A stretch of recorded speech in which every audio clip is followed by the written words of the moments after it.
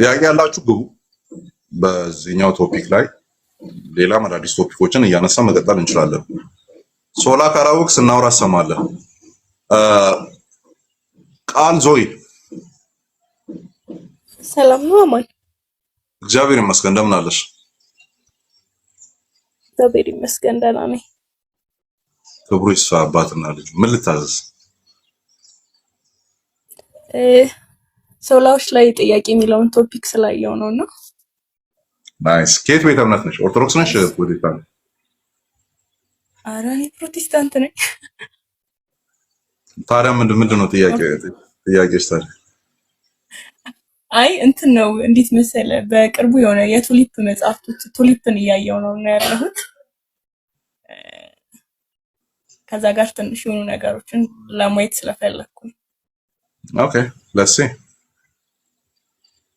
ሶላ ግራሺያ ስንል ማለት ነው በጸጋ ብቻ በምንልበት እምነታችን ያድነናል? እሱ ትንሽ ጥያቄ ፈጥሮብኝ። እምነታችን ያድነናል? እምነታችን አይደለም ያድነን። ኦኬ እምነታችን የሚያርፍበት አካል ምን ያድነን? ልዩነቷን ቆይ አንዴ ላምጣላችሁ ምን ማለት እንደሆነ። ብዙ ሰው እምነቱን ነው የሚያምነው ባይዘይ ራይት። አዎ ለዛ ነው እኔም ከሆነ ሰው ጋር እንትን የሆነ ዲቤት ገባሁኝና በዛ ምክንያት ነው እምነታችን ያድነናል የሚል ሐሳብ ስለተነሳ ከሶላ እንትን ከጸጋ ብቻ ከምንለው ሐሳብ ጋር ትንሽ ይጋጫል። እምነታችን ያድነናል ምንል ከሆነ አይደል?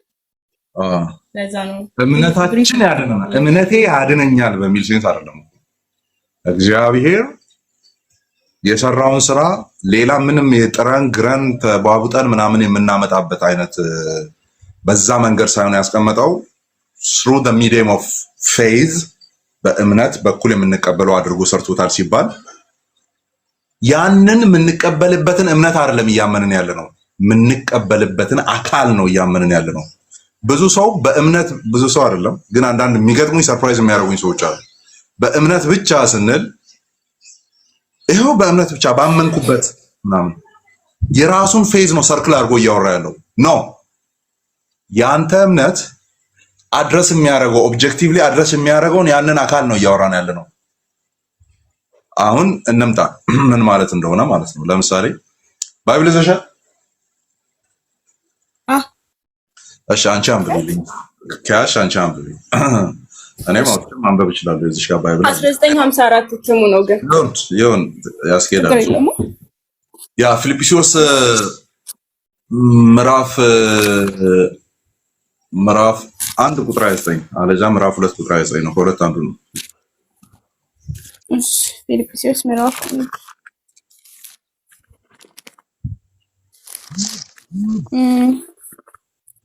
በጌታ በኢየሱስ ስም አነባለሁ። ከእግዚአብሔር ነው፣ ይህም ስለ ክርስቶስ ተሰጥቷችኋልና ስለ እርሱ መከራ ደግሞ ልትቀበሉ እንጂ በእርሱ ልታምኑ ብቻ አይደለም። ገማ ያ ደጋሚስ እሺ ይህም ስለ ክርስቶስ ተሰጥቷችኋልና ስለ መከራው ደግሞም ልትቀበሉ እንጂ በእርሱ ልታምኑ ብቻ አይደለም። ስለ እርሱ መከራ ልትቀበሉ ያ እንጂ በእርሱ ልታምኑ ብቻ አይደለም። ይህ ስለ ክርስቶስ ተሰጥቷችኋልና አይ ቲንክ በአዲሱ መደበኛ ትርጉም በጣም ነው ሴንስ የሚሰጠው።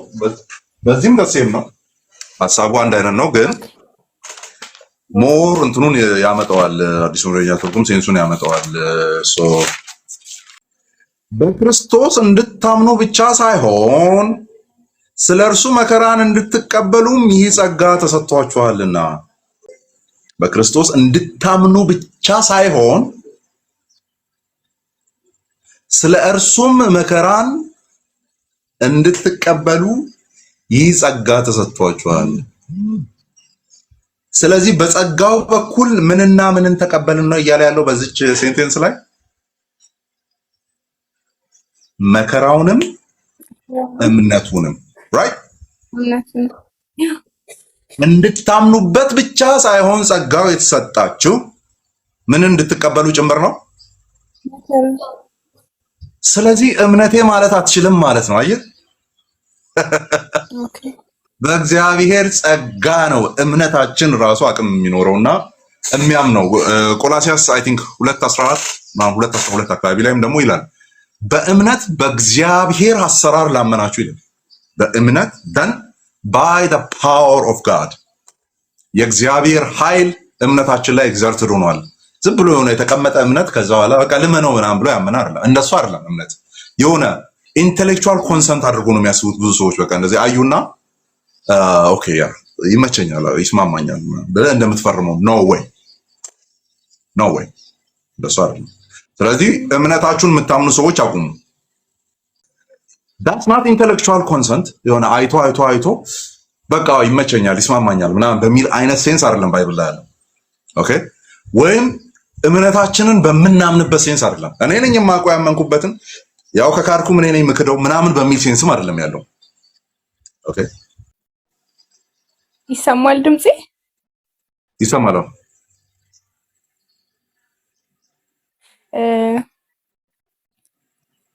ማለትም የሰዎች አረዳድ በጣም ይለያያል፣ በጣም ብዙ ቦታና አረዳዳቸውን ግን እንዴት ነው ማስተካከል የምንችለው? አንችልም። አይ የምሪ ነው። አሁን ኮምፕሊትሊ ማይገናኝ ሀሳብ ነው የተነሳው። ጸጋው በእምነት አድኗቸዋል ምናምን የሚለውን ሀሳብ እምነት አያድንም እምነቴ አያድንም ወደሚለው ኮንቴክስት ነበር አንተ ያመጣኸው። ያን እምነትን ራሱ የሚሰጠው እግዚአብሔር እንደሆነ ወደሚሆነው ፖይንት ነው ያወራውና የሁሉም ያረዳድ ዘይቤያቸው እኩል ነው ብዬ አላስብም። ሰዎች እንዴት ነው ወደሆነ አንደርስታንዲንግ ማምጣት የሚቻለው? እኔ አንደኛ ያ የቤት ስራና ኃላፊነት የመንፈስ ቅዱስ ነው ይመስለኝ። ደሞም ነው በሰዎች ውስጥ አንደርስታንዲንግን የሚያመጣው መንፈስ ቅዱስ ነው። እኛ ቱ ዘ ፌስ ቫልዩ ያለውን ነገር እናወራለን። ከዛ ሲሆን ሳል ላይ መታገል እስኪያቅተው ድረስ እግዚአብሔር ላይ ያታግለው ይችላል። እኔ እንደዛ አድርጉኝ ስለሚያውቅ ማለት ነው። ጀስት የሆኑ ትምህርቶች ላይ በቃ እዚህ ጋር ቆሞ አልወርድ ያለ ማለት ነው። አስገብቼዋለሁ እኮ አላምጬዋለሁ ምናምን፣ ግን መዋጥ ያልፈለኳቸው ነገሮች ነበሩ። መንፈስ ቅዱስ ራሱ ነው ያስዋጠኝ ማለት ነው። ዋጥ ይሄ ነው በቃ ነው። እና በሰዎች ህይወት ውስጥ ኢሉሚኔሽንን አንደርስታንዲንግን የሚያመጣው ሆሊ ስፒሪት ነው። ስለዚህ የመጀመሪያውን ስራ ለሱ እንተዋለን። ሌላው ግን we should be ready። አንዳንድ ዲያሎግ የምናደርግ ሰዎች ሬዲ መሆን አለብን። እውነት የሆነን የቤሪያ ሰዎች አይነት ነገር ማለት እውነት የሆነን የሚል በቃ በእኔ አጥር ውስጥ ካልሆነ በስተቀር እውነት የለም የሚል አንደርስታንዲንግ የደናቁራን አንደርስታንዲንግ ነው።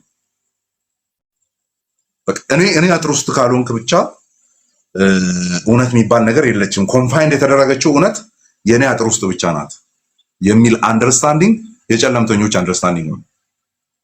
ኦኬ ክርስትና ያልዳሰሳቸው እውነት የሆኑ ነገሮች የሉ። ክርስትና ያልዳሰሳቸው ያልነካቸው ማለት የሉም ወይ? አሉ ባይዘ።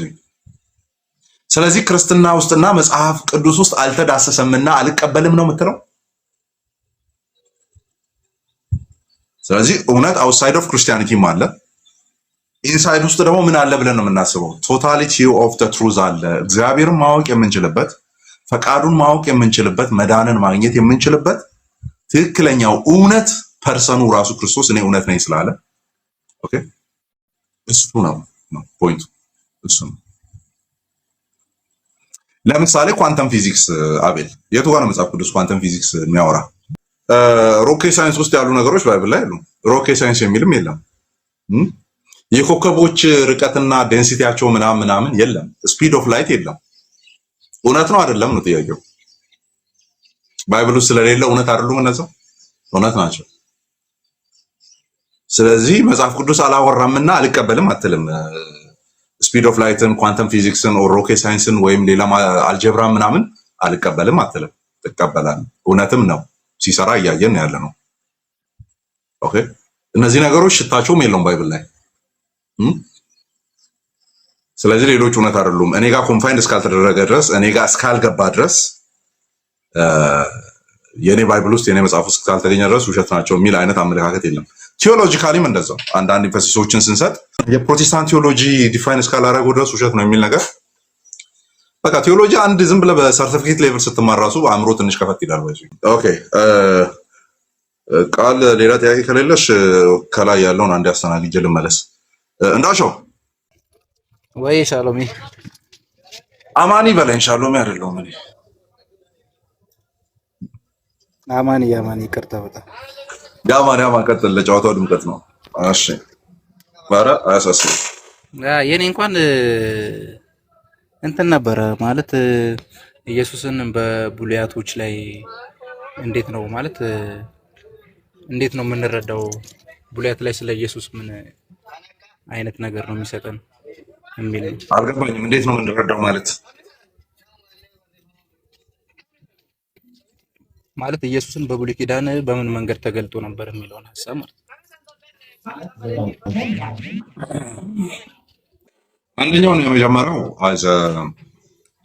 እንደ ቃል ባይዞ እንደ ቃል ነው መጀመሪያ የሚገለጠው። ሌሎች ቴዎፈኒ የሚሉ ሀሳቦችን ማምጣት እንችላለን፣ ግን የእግዚአብሔር ቃል በሚለው ሀሳብ ደረጃ ነው መጀመሪያ ኢቭን ኤክስፕሌን የሚደረገው ወይም በዕብራይስጡ ሜምራ የሚል the idea of ሜምራ ቃል የሚለው ቃል ሁለት ትርጉም አላቸው። አንዱ ሜምራ ነው፣ አንዱ ዳቫር የሚል ነው። በዳቫር እና በሜምራ ማለት ነው። ቃል አሁን የማወራውም ዴቫር ተብሎ ሊጠራ ይችላል። ዴቭራ ቃል ማለት ነው። እሱ የንግግር ቃል የሚባለው ነው። ሜምራ የሚለው ሞር ይጠነክራል። ኦኬ ሞር ይጠነክራል። ሜምራ የሚለው ለምሳሌ የተለያዩ የአይሁድ ትርጉም መጽሐፍት ወይም ታርጉም ተብሎ የሚጠሩት በተለይም ከሰከንድ ቴምፕል ፔሪየድ በፊት የነበሩ ኤንድ ከዛም በኋላ በዛው ቅርብ ርቀት ውስጥ የነበሩ አሁን ላይ ያሉትን ተዋቸው አይሁዶችም ማለት ነው። አሁን ላይ ያሉት ለክርስትና ካውንተር አርጊውመንት ለመስጠት ነው የሚታገሉት እንጂ ቀድሞ ለነበረው አይነት ኢንተርፕሪቴሽን ታማኝ አይደሉም። በዚህ ሰዓት ያሉት ኮምፕሌክሲቲ ኢን ጋድ ሄድ ኮምፕሌክሲቲ ወይም ፕሉራሊቲ ማለት ከአንድ በላይነት አይዲያ አላቸው። አንድ ብቻ አሁን አይሁዶችን ስናስብ በጣም አብሶሊት ሞኔቲዝም በቃ ፐርሰኑም አንድ ነው ባህሪውም አንድ ነው ምናምን የሚባል የለም አለ የሚል ይግባና ማስረጃ ያሳዩ። እንዳልሆነ ደግሞ እኔ አገር ማስረጃ ያሳያቸዋለሁ።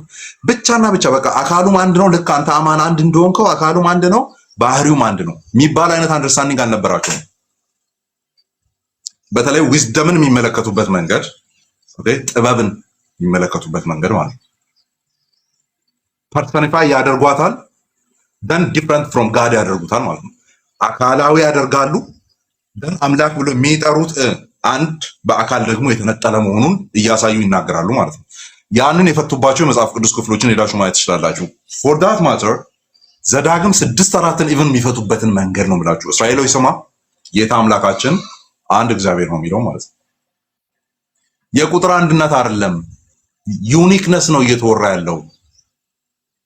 ዩኒክነስ our God Elohim is ዩኒክ ነው እያለ ያለው እንጂ በፐርሰናሊቲው አንድ ብቻ ነው በአካላቱ አንድ ብቻ ነው እያለ አይደለም ብለው የፈቱ የአይሁድ ሊቃውንት አሉ። በተለይም የሜምራ ቴዎሎጂ መጽሐፉን ቆይ ስክሪንሾት አወጣላችኋለሁ። ሌሎቹ እያወራችሁ ሌላ ስልክ ስላልያዝኩ ነው አወጣላችኋለሁ። እሱ መጽሐፍ ብታነቡት በጣም በቃ ማለት የአገር ነገር ነው ብታገኙበት። ስለ ሎጎስ ቴዎሎጂ በአይሁዶቹ እንዴት ያስቡታል የቃል ቴዎሎጂ የሚለው ማለት ነው እንዴት ያዩታል የሚሉት ለምሳሌ የእግዚአብሔር ድምጽ በኤደን ገነት አይደለ መካከል ይመላለስ ነበር ነው አይደል የሚለው እንዳሸው የእግዚአብሔር ድምጽ በኤደን ገነት መካከል ይመላለስ ነበር በኤደን ገነት ይመላለስ ነበር። አስተውላችሁ ቃሉን ተመልከቱ። እግዚአብሔር ይመላለስ ነበር አይደለም የሚለው የእግዚአብሔር ድምጽ ነው የሚመላለሰው ነው የሚለው። ኦኬ ቆይ አወጣዋለሁ። አሁን አንዴ ፖዝ አድርጌ አወጣዋለሁ። ኦኬ እዚህ ላይ ማለት አካውንት እዛ ላይ አለ ብቻ ሳያችኋለሁ።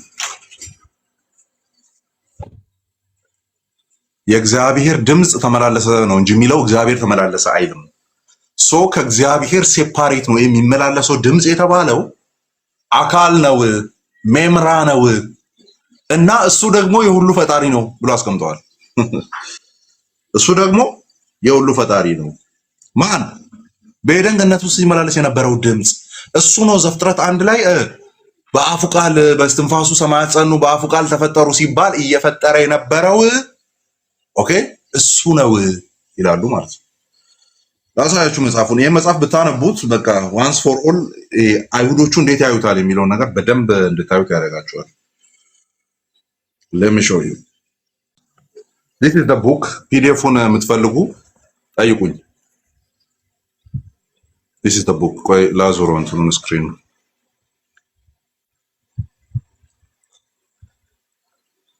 ምን ይላል? the Jewish targums and John's logos theology ይላል ማለት ነው። የአይሁድ ትርጓሜዎችና ዮሐንስ ሎጎስ በመጀመሪያ ቃል ነበር ያለው የሱ ቴዎሎጂ ይላል። ጆን ሮኒንግ ይባላል። በቃ እንትን ብሎታል። አብሶሉታል አይገልጸውም ነው የምላችሁ። አብሶሉታል የጥንት እንትኖች ነው እንዳለ እየበረበረ ይዞ የመጣው ማለት ነው። ከዛ መጨረሻ ላይ ይሄን መጽሐፍ አንብባችሁ ሲጨርሱ ምዘምሩት መዝሙር እንኳን ክርስቲያን ሆንኩኝ እሰይ እሰይ ነው የምትሉት። ያማ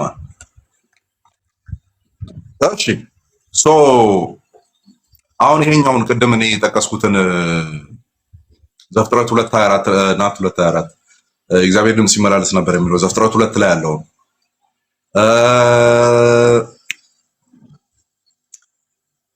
ዘፍጥረት ምዕራፍ 19 ቁጥር 23 ላይ ያለው እግዚአብሔርም ከሰማይ ከእግዚአብሔር ዘንድ እሳትና ዲንን በሰዶምና ገሞራ ላይ ያዘነበ የሚለው ማለት ነው። የሆነ ግራመሩን አይታችሁታል። እግዚአብሔርም መሬት ላይ ነበረው ቅድም ከአብርሃም ጋር ቀርቷል የተባለው ማለት ነው። እግዚአብሔርም ከአብርሃም ጋር ገና ንግግሩን አልጨረሰም ነበር ነው አይደል የሚለው። ስለዚህ መሬት ላይ እግዚአብሔር አለ፣ ቲዮፈኒ ራሱን የገለጠ ደን ከላይ ከሰማይ ከእግዚአብሔር ዘንድ ማን ነው መሬት ላይ ያለው እግዚአብሔር የተባለው? ማን ነው ሰማይ ላይ ያለው? ቁጥር 24 ላይ ቴንክ ዩ። እግዚአብሔርም በሶዶምና በገሞራ ላይ ከእግዚአብሔር ዘንድ ማን ነው እግዚአብሔርም የተባለው? ደን ማን ነው ከእግዚአብሔር ዘንድ የተባለው? ሁለት መሆኑን ያሳያል። ደን ትርጉሞችን ገብታችሁ ታርጉሞችን የአይሁዶችን ገብታችሁ ተመልከቱ። ፐርሰናሊቲው ፕሉራል ነው የሚሉት አይገርም? ስለዚህ ስላሴ ኒቂያ ጉባኤ ላይ ነው የመጣው ይለናል የሚሉ ሰዎች አማሽ ላይ መሆናቸውን በዛ ነው የምናውቀው። ኦኬ ዘዳግም 6:4 ላይ ኢቭን ያንን ሲያብራሩ ማለት ነው እዛ ክፍል ላይ እንኳን ሜምራ በዙፋኑ ላይ ተቀመጠ እያሉ ነው ይፈቱ የነበሩት። ሜምራ ማለት ቅድም ድምፁ ይመላለስ ነበር የተባለው ማለት ነው። ስለዚህ አሁን ብሉይ ኪዳን ላይ የእግዚአብሔር ድምፅ በኤደን ገነት መካከል ሲመላለስ ነበር የሚለውን አንተ በጠየቀው ጥያቄ መሰረት ስናስገባ ማን ነው የሚሆነው? ኤደን ገነት ውስጥ አዳምን ያናገረው ኢየሱስ ነው። አት ሲምፕል አስታት ማለት የት ነህ እያለ ሲጠራ የነበረው እሱ ነው። because the memra is God himself ዙፋኑ ላይ የተቀመጠው ስለሆነ ማለት ነው። ማን ነው ከላይ ከሰማይ ከእግዚአብሔር ዘንድ ምድር ላይ ነበረ እግዚአብሔር ነው ደግሞ እሳትና ዲንን አዘነበ የተባለው ማን ነው? ዳስ ክራይስት ሂምሰልፍ። ሌላ ማንም ሊሆን አይችልም። ራሱ ክርስቶስ ነው። ራሱ ክርስቶስ ነው። ሌሎች ክፍሎችንም ማምጣት እንችላለን። ብሉይ ኪዳን ላይ ማለት ነው ማምጣት እንችላለን። እንደ እግዚአብሔር መልአክ ይገለጥ ነበረ። በተለይ ቲዮፈኒ ላይ ትልቁን ፓርት የሚጫወተው እሱ ነው። አባቶች በሚገርም ሁኔታ ነው ያብራሩት። ያንን በደንብ አይተውታል፣ የቤተክርስቲያን አባቶች ማለት ነው። ይሄ ለምሳሌ ለኢያሱ የተገለጠው መልአክ ራሱ ኢየሱስ ነው እያሉ ነው የፈቱት ብዙዎቹ ማለት ነው። እንደ እግዚአብሔር ሰራዊት አለቃው መጥቻለሁ ምናምን የሚለው ማለት ራሱ ኢየሱስ ነው ብሎ ነው የፈቱት። ደን ኢያሱን ሲቃወም የነበረው ሴጣን ሲቃወም ማዕከል የገባው መልአክ ተብሎ የተቀመጠው ማለት ነው። እድፋም ነህ ብለው እየከሰሰ የነበረው ዳስ ክራይስት ሂምሰልፍ ከሳሹ ሳይሆን ማዕከለኛው ነው የገባው እያሉ ነው የፈቱት። እኛም እንደዛ ነው የምናምነው። ባይዞ በቲዮፈኒ ማለት ነው እንደ አዘመምራ ቃል በሚለው ኦኬ። ከዛ በኋላ ከላይ ከሰማይ ምድር ላይ ያለው እሳትና ዲንን አዘነበ በሚለው። ስለዚህ በእነዛ ቶፒኮች ላይ የአሁኑን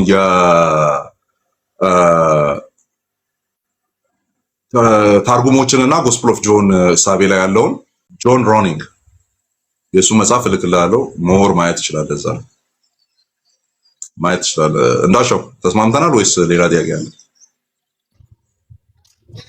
ተስማምተናል። በጣም አመሰግናለሁ አማኔ፣ ተባረክልኝ። መጽሐፍቶቹን ግን ከቻልክ አስቸግረህ መጽሐፍቶቹን ሳይሆን ዛሬ አንድ መጽሐፍ ነው ሜንሽን ያደረኩት። እሱን ልክልሃለሁ በውስጥ ወይም ቴሌግራሜን ጆይን አድርጉ።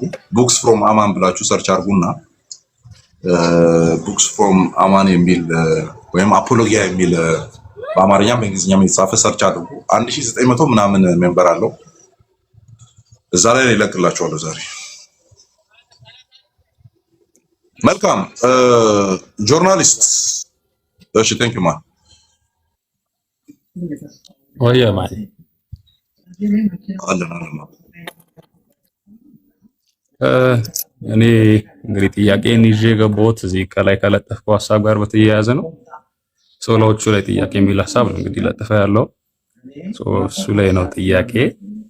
ያው ፕሮቴስታንት አማኝ ነኝ፣ ግን ከዚህ ከሉተራን ቤተክርስቲያን ጋር በተያያዘ ጨምረን እንድታብራራልኝ የምፈልገው ነገር ስላለ ነው። ምንድነው እንግዲህ እኛ በእምነት ብቻ እንላለን ከፌዝ አለውን ላይ ማለት ነው። እነሱ ይሄን በእምነት ብቻ የሚቀበላሉ። ሲቀጥል ደግሞ ጥምቀት ለድህነት የሚል አስተምሮ አላቸው። ማለትም ያው ከህፃናት ጥምቀት ጀምሮ ያለው ነገር ማለት ነው። በሉተራን ቤተክርስቲያን ይሄ እንዴት ነው የሚታየው? ሲቀጥል ከኛ ጋር እንዴት ነው የምናስታርቀው? የቱ ጋር ተጣላ ከኛ ጋር? ለምሳሌ እኛ ጥምቀት በድህነት ውስጥ የለም ብለን እናምናለን። በጥምቀት ውስጥ ድህነት የለም ብለን እናምናለን። ለምሳሌ አዘ ፕሮቴስታንት እንግዲህ በእምነት ብቻ ይዳናል ብለን እናምናለን። ጥምቀት የክርስቶስ ኢየሱስን ሞትና ትንሣኤ የምንተባበ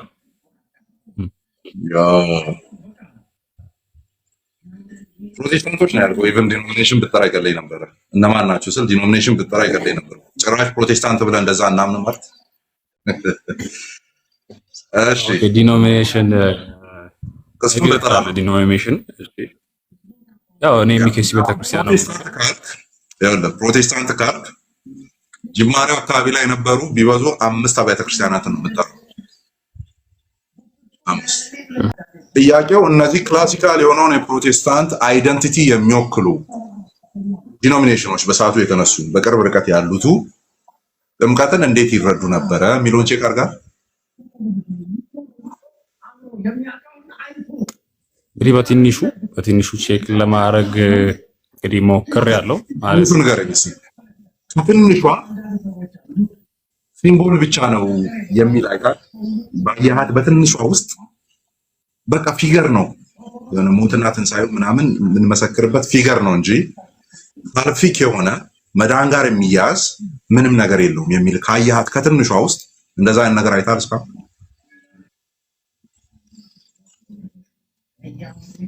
እንግዲህ መጽሐፍ ሜንሽን ላላረግ ይችል ይሆናል፣ ግን ባለውባት ቤተክርስቲያን ውስጥ ላይ መማረው ትምህርት ሲቀጥል የኛ ቤተክርስቲያን የት ህብረት ነው? ኤምኬሲ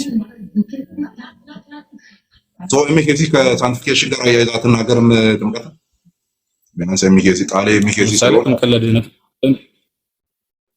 ጥምቀት ለድነት ብላ አታምንም። ጥምቀት ለድነት ብላ አታስተምርም። ጥምቀት ሞትና ትንሣኤውን የምንተባበርበት ነው ብቻ ብላለፈች። ድህነት በጥምቀት ውስጥ ዶክመንቶቿን ቼክ አድርጋ እናምናለን እናስተምራለን የሚለው አሪፍ ነው። እሺ ምንድን ነው የሚለው? ቀጥልስ። እንግዲህ ጥምቀት የክርስቶስ ኢየሱስን ሞትና ትንሣኤ የምንተባበርበት ነው።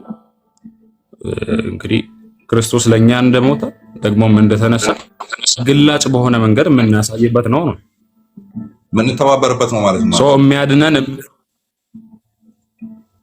ህብረት የምናደርግበት ነው ማለት ክርስቶስ ኢየሱስ ለኛ እንደሞተ እኛ ግላጭ በሆነ መንገድ የምናሳይበት ሜትድ ነው። እሺ ቃል ይመጣና ሞር ያወራል። እንደዛ አይደለም ባይዞ ሲምቦሊክ ምናምን የሚል የለም። የትኛውም እንትን አብያተ ክርስቲያናት ላይ በቃ ሲምቦል የሆነ ነገር ማሳያ ነው። ለምሳሌ ነጭ ማውለብለቢያ ይዘህ ጦርነት መካከል ላይ ብትገኝ ሰረንደር አድርጊያለሁ ማለት ነው። ሰረንደር አድርጊያለሁ ማለት ነው። ግዴታ ሰረንደር አድርጊያለሁ ለማለት መንበርከክ አይኖርብህም፣ አፈር ላይ መንከባለል አይኖርብህም። ግን ያው ነጭ ባንዲራ ከያዝ ሰረንደር አድርገሃል እንደማለት ነው። ስለዚህ በቃ እንደዛ ምልክትነት ብቻ ነው ወይ ኢቨን ከሳንቲፊኬሽን ጋር አያይዛ እንደምትፈታ ቃሌ አምጥቶ ባለፈው ሰነዶችን እያገላበጠ አሳይቶ ነበር። ስለዚህ ጆርናሊስትን የምመክርህ አንደኛ እኛ ፕሮቴስታንት ከተባለ ትክክለኛውን ስያሜን የሚይዙትን እነዛን 4 ወር 5 አብያተ ክርስቲያናትን ሄደ ዶክመንታቸውን ቼክ አድርግ። ሁሉም በሳልፊክ ዴፊኒሽን ነው ሲፈቱ ግን ምን አያረጉም ነው ጥያቄው። efficacy of the baptism is not tied to the water alone። ውሃው ላይ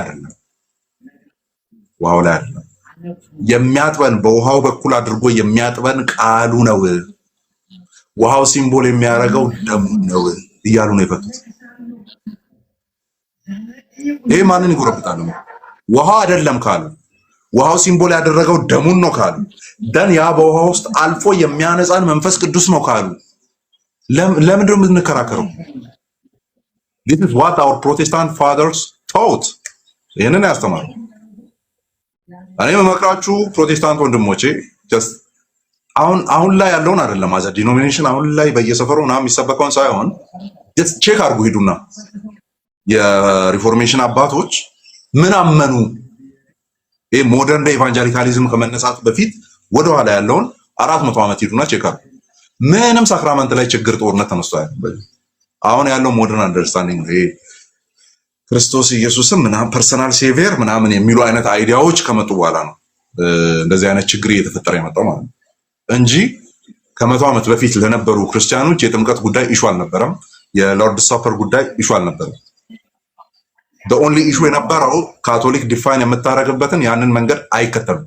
ከዛስ ሪዲፋይን አድርጓቸዋል ወደ ኋላ ተመልሶ ማለት ነው።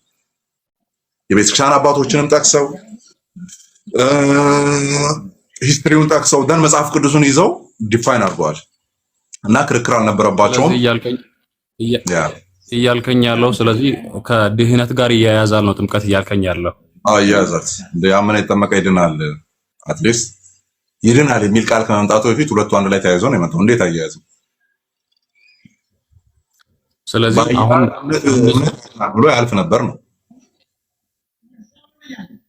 ለምሳሌ እዛው 16 ላይ ቀጥሎ ያላመነ ብሎ ደግሞ ይዘጋዋል፣ ኮንክሉዥኑን ይሰራለታል። ሳታምን ስለማትጠመቅ ማለት ነው። ስለዚህ ሳልቬሽን የሚያያዘው ከእምነት ጋር ነው እንጂ ከጥምቀት ጋር እንዴት ልናያይዘው እንችላለን? ዳሚኔሽን ነው ከእምነት ጋር የሚያያዘው ብሮ ይፈረድበታል ያለው ከእምነት ጋር ያያይዘው ዳሚኔሽን ነው ያያይዘው። ሳሊቬሽንን ግን ከሁለቱ ጋር አንድ ላይ ነው ያያይዘው። ሳሊቬሽን ሁለቱ ጋር አያይዞ ጠራ፣ ዳሚኔሽን እምነት ላይ ያስቀመጠ ማለት ነው። ስቲል ነው ግን ይኸውልህ በዚህ ልምጣልህ። ለዚህ ነው ባይዘ አንዳንዴ እኛ ላይ የቤት ስራ ከምታበዙ ምዕመናን ወደኋላ የሆነ እኛ እኮ ሶርሶችን እየሰጠናችሁ ነው ያለነው።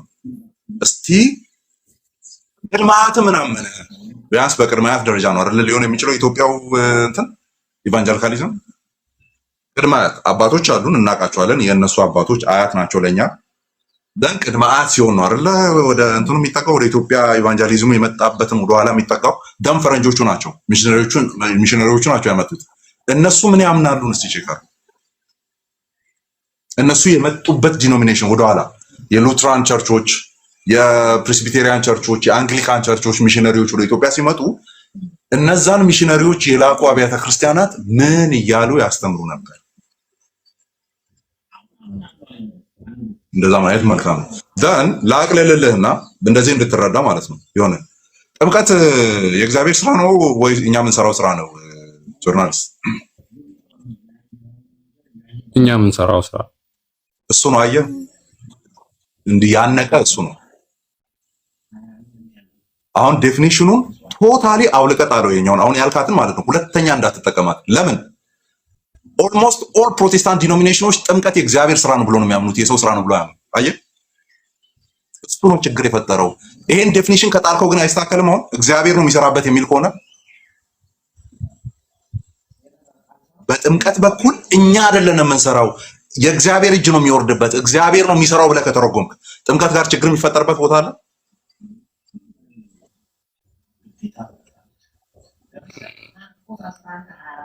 አንተ አይደለም እየሰራ ያለው እግዚአብሔር ነው ስራው የሚሰራው፣ በውሃው በኩል አልፎ ቃሉ ነው የሚሰራው፣ መንፈስ ቅዱስ ነው የሚሰራው የሚል ትርጉም ከከተትክበት ጥምቀት ላይ ችግር የቱ ጋር ነው የሚፈጠረው? ጥያቄ የሚፈጠርበት የቱ ጋር?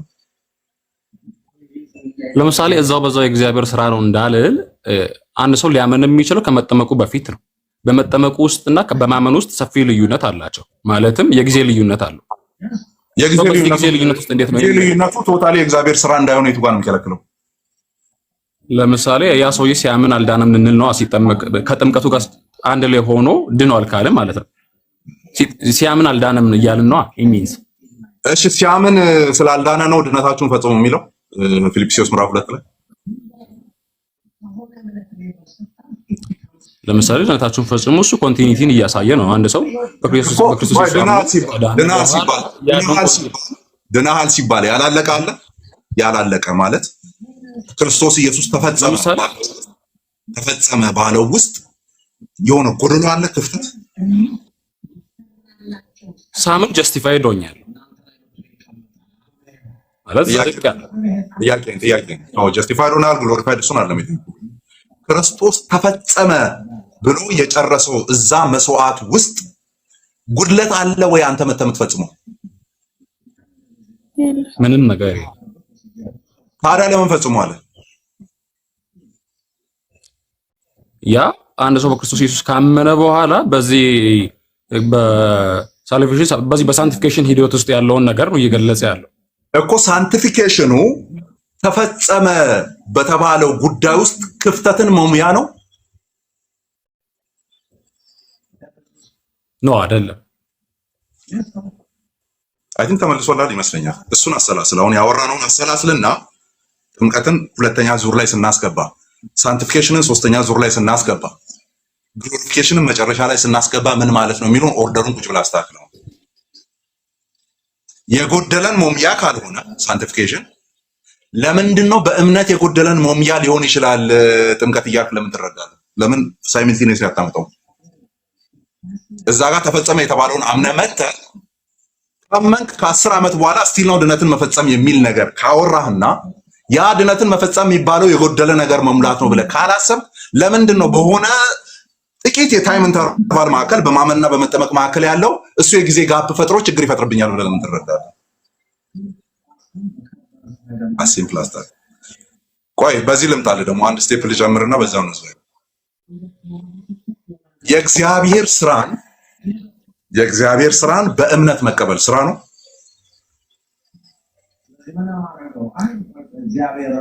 ያ እኔ ባልሰራውም የተሰራ ስራ ስለሆነ ስራ ነው ብዬ አምናለሁ። Bro, you are far away from Protestantism. አሁን ይሄኛውን ዴፊኒሽን ስራ ነው ብሎ የሚቀበል ፕሮቴስታንት አታመጣልኝም። ባይዘ you are far away. ለምሳሌ በስራ ነው አይደል እያመንኩ ያለሁት ማለት ክርስቶስ ኢየሱስ በሰራልኝ ስራ እያመንኩ ያመንኩት ነገር አይደለም። ያመንክበት ክርስቶስን የተቀበልክበት እምነት ስራ ነው። የኔ ስራ ሳይሆን የክርስቶስ ስራ ነው። ያ እምነት ግን የኔ መለስ ነው ወይ ነው ያልኩት እኔ። ያንተ የጆርናሊስት ስራ ነው? ኖ አይደለም። ጥምቀትም ልክ እንደዛው ቶታሊ የእግዚአብሔር ስራ ከሆነ ለምንድን ነው ለመቀበል የሚያቅት? ሳልፊክ ኢፌክት አለው ሲባል ያንተ አይደለማ። አንተ አይደለም የምታደርገው፣ በአንተ ላይ ይደረጋል እንጂ አንተ አይደለም የምታደርገው። በአንተ ላይ ነው ሀፕን የሚያደርገው እንጂ አንተ አይደለም ኢፌክት እያደረክ ያለው ስሩ ባፕቲዝም። አረ ለምን አትቀበልም? ምን አሰቃየህ? ሙሉ ፕሮቴስታንት ላይ ወደ ኋላ እስከ ሪፎርሜሽን ሂድ። እንደዚህ ነው ዲፋይን እያደረገ እንዲህ ምን ረዳ ከሆነ ጥምቀት ለድነት የሚለውን ትምህርት ለምን አንቀበልም ነው? ማን ነው የማይቀበለው? አንተ እኮ ነው የሆነ ደሴት ላይ ተቀምጠህ እኮ ነው እያወራኝ ያለው ብሮ። ከየት ነው የወጣው? ለምሳሌ አሁን ኖ ለምሳሌ ከአንድ ኦርቶዶክሳዊ ጋር ስናወራ እኛ ጥምቀትን የምናወራው ከእምነት ጋር አያይዘን ነው አይደለ? አሁን አንተ በምታብራራልን ዲፊኒሽን አይደለ? አንተ አሁን ከእምነት ጋር አያይዘን ነው እያወራ ያለው እምነትን አስቀድም። ነገር ግን እርሱ ኦርደርሊ ሲያደርገው ጥምቀትም ለድህነት ነው፣ እንዲሁም እምነትም ለድህነት ነው፣ የጌታ እራትም ለድህነት ነው፣ ሌሎችንም ጨምሮ አሁን ያንተው ላይ ከነዚያ ቆይ መጽናትስ ለድህነት አይደል? ጽኑ የሚለው ለምሳሌ ጽና ስትል በእምነት ጽና፣ በእምነት ጽና፣ ግሮው ጽና ግሮው አርጋ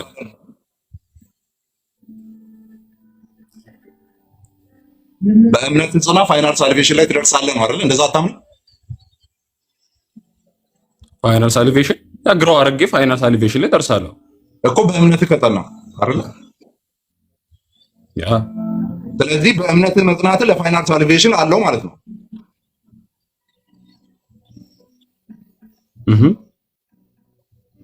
ታዲያ እነሱም ያስገቡት ነው እንደሚጎረብጥ እዚህ ራስህ እያስገባ መሀል ላይ ብሮ እንደዚህ አድርግ።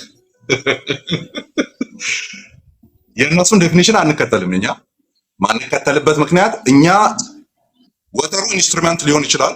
ፖዚሽኑ ግን የሆሊ ስፒሪት ነው። ስራው ውስጡ የሚሰራው መንፈስ ቅዱስ ነው የሚሰራው። ጥምቀት የሰው ስራ አይደለም። ኦኬ፣ ጥምቀት የሰው ስራ አይደለም፣ የእግዚአብሔር ስራ ነው። ኦኬ፣ የእግዚአብሔር ስራ ከሆነ ደግሞ በእምነት ነው የምቀበለው። በጥምቀት ውስጥ ደግሞ መንፈስ ቅዱስ ይሰራል ብዬ አምናለሁ እንጂ እኔ አይደለሁም የምሰራው። በጥምቀት ውስጥ የእግዚአብሔር ቃል ኢንቮክ ይደረጋል፣ የእግዚአብሔር ስም ኢንቮክ ይደረጋል፣ ይጠራበታል፣ አብ ወልድ መንፈስ ቅዱስ። እሱ ነው ስራውን የሚሰራው የሚለውን ማመኔ እኔ ስራ እየሰራው እንደሆነ አያመለክትም። ዲስ ኢዝ ዋት ፕሮቴስታንትስ አንደርስታንድ። እና ሌላው ዝም ብዬ የምመክርህ እኛ ፕሮቴስታንቶች እንደዚያ እናምንም አትበል። በጣም አደገኛ ክሌም ነው እያደረክ ያለው። እንደዛ ልትል ከቻልክ ወይም ከፈለክ ሂድ ወደኋላ ሂድና የመጀመሪያዎቹን ፕሮቴስታንቶች እስካሁንም ስላሉ ማለት ነው አንግሊካኖችን ትይዛለህ፣ ምን ብሎ ይፈቱታል የሚለውን፣ ባፕቲስቶችን ትይዛለህ፣ ምን ብሎ ይፈቱታል። ኦኬ፣ ፕሬስቢቴሪያኖችን ምናምን ትይዛቸዋለህ፣ ሉትራኖችን አንተ ትይዛቸውና በአንድነት የሁሉንም የዚህኛውን አንደርስታንዲንግ ቼክ ታደርግና እንደዚህ አንልም ልትል ትችላለህ። ከዛ ውጪ ሲመስለኝ ነው ማለት ያለብን። ቅድም በጣም ኦፌንድ ያደረገኝ ነበር እኛ ፕሮቴስታንቶች እያልክ ስታወራ። አሁን ፕሮቴስታንት በታሪክ ውስጥ ያለውን ያንን ነው ማምነው። አሁን ሞደርን ዴይ ኢቫንጀሊካሊዝምን አይደለም የምከተልልህ። የፐርሰናል ኮንቨርሽን ፌስ ሲባል በቃ የሆነ ምንም ነገር የሌለበት ምናምን አይነት ነገር ነው፣ እንደሱ አይደለም። አሁን ለምሳሌ ሪፎርመሮቻችን yes we are justified by faith alone but that faith is not alone ብለዋል አይደል? በእምነት ብቻ ጸድቀናል፣ ነገር ግን የጸደቅንበት እምነት ብቻውን አይደለም ያለው እያሉ ይናገሩ ነበር። አሁን ያለ እንደው ሞደርን ዴይ ኢቫንጀሊካል አቁመ እምነት ብቻ ምንድነው ቢባል justified by faith alone ጋር ያቆማል እዛ ጋር but not that faith is alone የሚለው ጋር አይደርሱም። እሱን ጋፕ ነው ማጥበብ የሚኖርብን። ምክንያቱም ከሪፎርመሮቻችን ጋር ራሱ እየተለያየን ያለ ነው።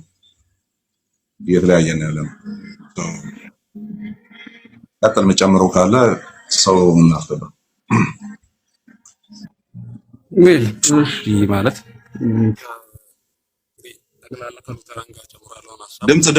ድምፅ ርቋል።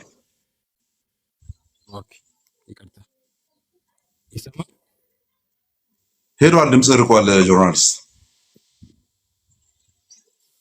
አሁንም ራቀበት። አሁን ቀጥል። አይ ቲንክ ዳታው ነው መሰለኝ። ስለዚህ አሁን ያብራራልኝ ሀሳብ ከሉተራንም ጭምር የሚታየው ነው ከሉተራን አንግል ያለውን ጭምር ነው። ያ ሶ ዴፊኒሽን እያንዳንዱ ላይ አንድ አይነት ነን ማለት አይደለም። እያንዳንዱ መስመር ላይ ጥምቀት እንደዚህ ያድናል ሲባል እንደዚህ አንድ አይነት ከሉትራን መስመር ጋር ተመሳሳይ፣ ከፕሬስቢቴሪያን መስመር ጋር ተመሳሳይ እንደሱ አይደለም። ግን ጀነራል ትርጉሙ ከዚያ አያልፍም። ዞሮ የፕሬስቢቴሪያኖችን ብታመጣ፣ ዌስትሚኒስተር ኮንፌሽንን ብታመጣ፣ ላርጅ እና ስሞል ካቴኪዝሙን ብታመጣ፣ ሄልቬቲክ ኮንፌሽኖችን፣ የሪፎርምድ ኮንፌሽኖች የሚባሉ እነ ሄይድልበርግን ቼክ ብታረግ፣ ከዛ እነ ኮንኮርድን ቼክ ብታረግ በሉትራን ሳይድ ኦኬ፣ ሌሎችን አንድ አይነት ነው የምታገኘው። ያ ግን መስመር በመስመር ማለት አይደለም። ዴፊኒሽኑ ሄዶ የሚያልቀው ኦኬ፣ እንደዛ ካልክማ እንደዚህ ማለት ነው የስ ይልሃል ማለት ሶ ያ የፕሮቴስታንት አይዲያዎችን ማግኘት ከፈለክ ከሪፎርሜሽን የሚነሱ አብያተ ክርስቲያናት በእነሱ አድርገህና ስትመጣ ወዳለህበት ለመድረስ በእነሱ አድርገህ ቼክ አድርጋቸውና ድረስ እዚህ። አለዚያ ከሰፈር ትነሳና ትወዛገባለህ ማለት ነው። ያ ማለት ወልሽ እንትን የአልስተር ማክግራስ ሂስቶሪካል ቴዎሎጂ የሚል መጽሐፍ አለ። የአልስተር ማክግራስ እና አሁንም የአልስተር ማክግራስ ይመስለኛል ሪፎርሜሽን ቶት የሚለው መጽሐፍ ማነው? ቼክ አድርጉልኝ እስቲ። ሪፎርሜሽን ቶት የሚል አይ ቲንክ ስቲል ነው አልስተር ማክግራስ ነው። የሱን ሁለቱም መጽሐፍት ብታይ በቃ ኦ ዲስ ኢዝ ፕሮቴስታንቶች እንዲህ ነው የሚያምኑት የሚለው አንደርስታንዲንግ ጋር መድረስ ትችላለህ። በዚህ ሪፎርሜሽን ቶት እና ሂስቶሪካል ቴዎሎጂ አልስተር ማክግራስ ሜቢ ፒዲኤፉን ሰጀስት ልታደርግ በፒዲኤፍ አለ እኮ ለዛ ነው። ኦኬ ጎግል ላይ ማግኘት ይችላል ወይስ በቴሌግራም ትልክልኝ? እሺ በቴሌግራም ልክላችኋለሁ። ኤኒዌይስ ዩዘር ኔሙን ላስተካክልላችሁ፣ እዛ ላይ ጠይቁኝ። where is it ቴሌግራም ላይ ግቡና በዚህ ላይ ቅድም ያልካቸውን መጽሐፍ ትላክልኝ በሉ ልክላችኋለሁ በፒዲኤፍ። ከዛ እንትኑን ያኛውን ግሩፕ ላይ ነው የምለቅላቸው የቅድሙን ሜምራይን ተርጉም ኤንድ ጎስፕል ኦፍ ጆን ላይ ያለው ማለት ነው የጆን ሮኒንግን መጽሐፍ ግሩፕ ላይ ለቅላችኋለሁ። እሺ ኦኬ ጆርናሊስት ጨርሰናል መሰለኝ። አይ በድጋሚ እስቲ እንገናኛለን ማለት ሐሳቦቹን ሊያቸውና ለጋርጋቸው ኤላ እንደምን አለ?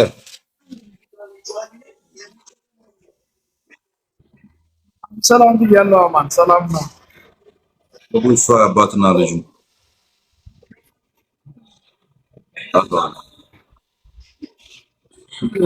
እንግዲህ በደንብ ቁጭ ብዬ እየተማርኩ ነው። በጣም ደስ ብሎኝ እየተማርኩ ነው። ድንገት አሁን ስለ እምነት እና እነዚህ የጥምቀትን ተከትሎ ስትል የነበረው ነገር አለ። ይሄ ያዕቆብ ላይ ደግሞ እምነት ያለ ስራ የሞተ ነው የሚለውን እምነትንና ስራን በኮንክሪት የሚገናኝበትን መስመር እሱን ነገር ግልጽ ብታደርግ ማለት አጠር ለመግለጽ በሚመች መልኩ ማለት ነው። የተለያየ አይነት አገላለጽ አለ። እሱን አገላለጽ የሚመች ቦታ ላይ ሆኜ ያለም እያወራሁ ያለሁት ግን እየሰማሁ ነው በእንትን ስራት ላይ ያለሁት እና ሀሳቤ ገብተዋል። ያዕቆብ 2:4 ላይ ያለው ቃል ከእምነት አንጻር ይታያል ነው። እምነትና ስራ እምነት ያለ ስራ የሞተ ነው ስለሚል እምነትና ስራ በምን አይነት መልኩ ይገለጻል ነው። ያ ለዚህ ነው የቅድሙ አባባል ቅድም ያልኳችሁ we are justified by faith alone. But that faith is not alone ብለናል አይደል? ኤላ we are justified by faith alone. በእምነት ብቻ ነው የጸደቅነው። ነገር ግን ያ የጸደቅንበት እምነት ብቻውን አይደለም። ምን ማለት ነው? ያ እምነት ብቻውን አይደለም ማለት ስራን ይዟል ነው። ስለዚህ በእምነት ጸድቅ ያለው እያለ ስራ ማይሰራ ከጅምሩም በእምነት አልጸደቀም ነው መልሱ። አለቀ። ለምን?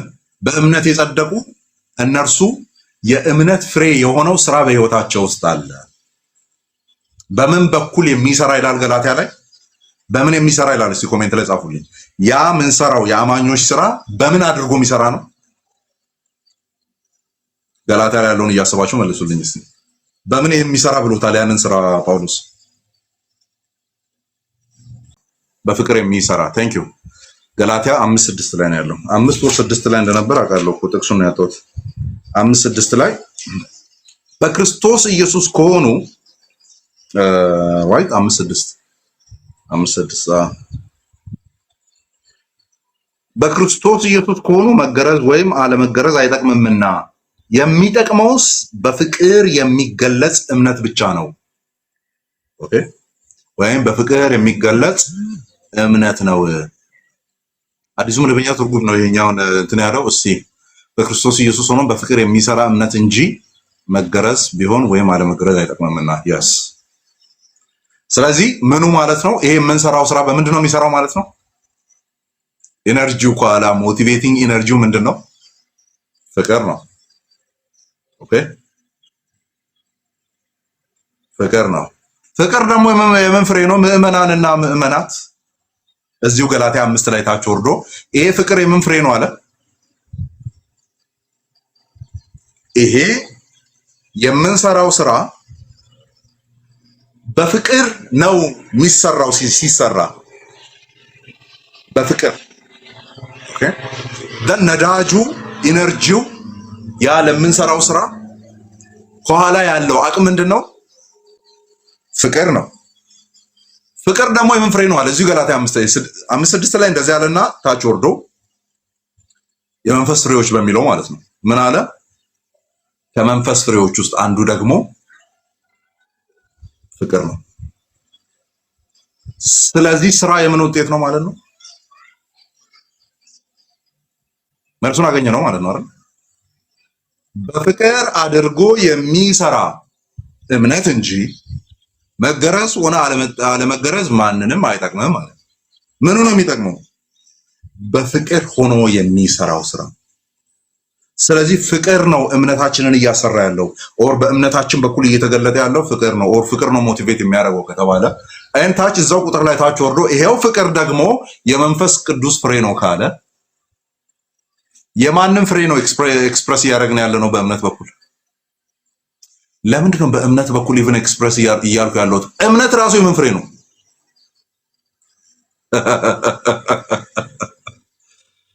እኔ እንደው መገለጫ እያደረኩ ነበረ እያወራ ነበረው። እምነት ራሱ እዛው ገላትያ ላይ የምን ፍሬ ነው?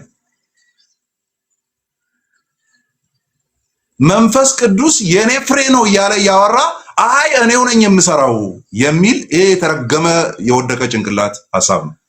የወደቀው አዳም ሐሳብ ነው። እምነትም ፍቅርም ሁለቱም የመንፈስ ቅዱስ ፍሬዎች ናቸው።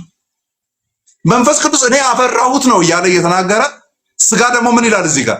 እኔ ያፈራሁት ነው። አትለካካ ከእግዚአብሔር ጋር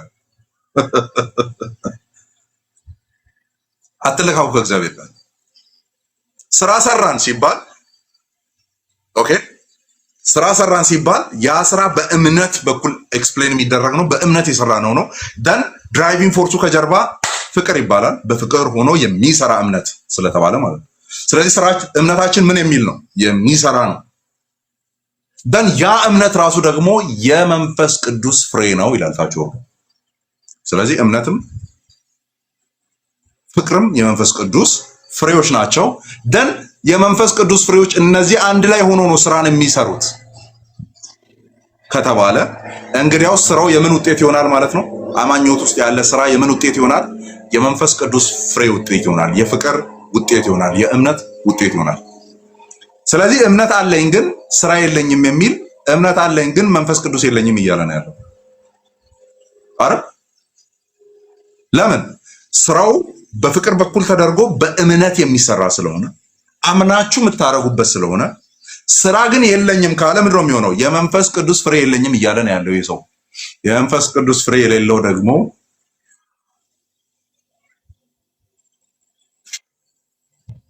ለክርክርም አይቀርብም። ስለዚህ መነጠል አትችሉም።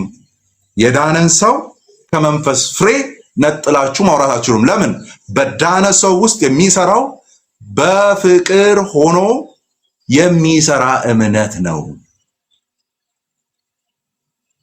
በዳነ ሰው ውስጥ የሚሰራው በፍቅር ሆኖ የሚሰራ እምነት ነው። እምነትም ፍቅርም እዛው ታች ወርዶ ገላትያ 5 ላይ የመንፈስ ቅዱስ ፍሬዎች ናቸው ብለዋል። ስለዚህ ስራ የሌለው እምነት በአጭሩ መንፈስ ቅዱስ የሌለው ባዶ ክሌም ይሆናል ማለት ነው። በቃ እኔ አምኛለሁ ዋናው ላቭ ነው አይነት ነገር ቶ ላቭን ቶ ላቭ ራሱ የመንፈስ ቅዱስ ውጤት ስለሆነ ማለት ያ ማለት ኤላ ምን ላይ ነህ?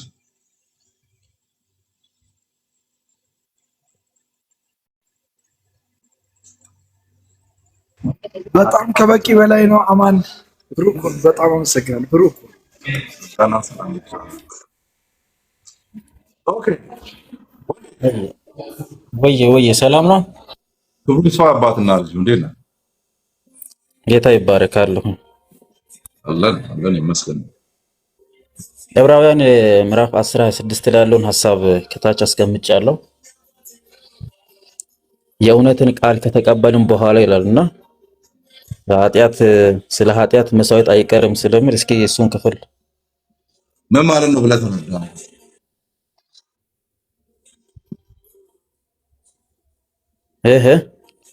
አንተ ምን ብለው ተረዳ?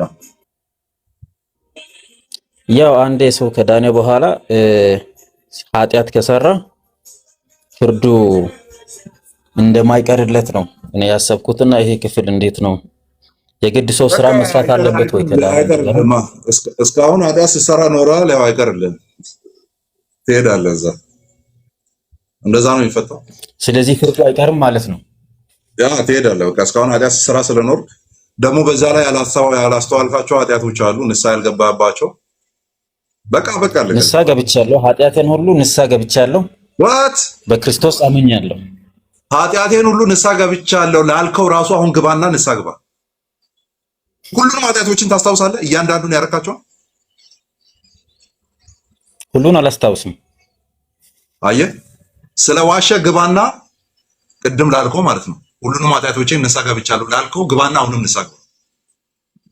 እገባለሁ፣ ችግር የለውም። ግን ክፍሉን እንድታብራራልኝ ፈልጌ ነው። ምንድነው? በቃ እንደዛ ነው የሚፈታው። እንደዛ ያዘውና በእያንዳንዷ ሰከንድ ንስሐ እየገባ ነው።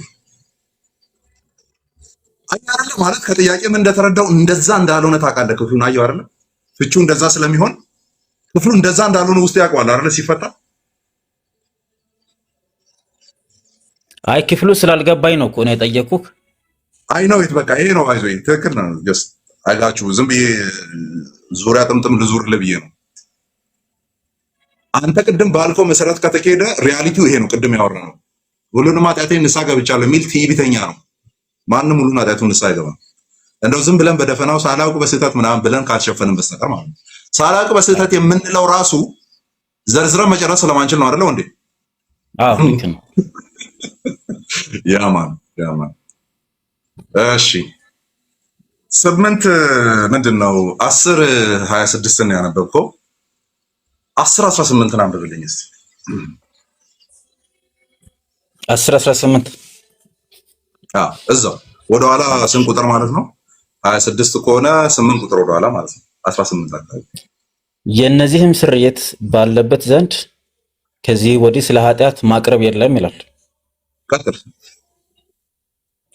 እንግዲህ ወንድሞች ሆይ በመረቀልን በአዲስና በሕያው መንገድ ወደ ቅድስት በኢየሱስ ደም በመጋረጃው ማለትም በስጋው በኩል እንድንገባ ድፍረት ስላለን በእግዚአብሔርም ቤት ላይ የሆነ ታላቅ ካህን ስላለን ይላል። ከክፉ ሕሊና ለመንጻት ልባችንን ተረጭተን ሰውነታችንንም በጥሩ ውሃ ታጥበን በተረዳንበት እምነት በቅን ልብ እንቅረብ። ሃሌሉያ። ቆይ ራስቸው ነው። ከዚህ ቃል ቀጥሎ ያለውን ትቀጥላለህ። ግን 14ን አንብብልኝ መጀመሪያ። አንድ ላይ ነው እያወራ የወረደው ወደ ላይ 14ን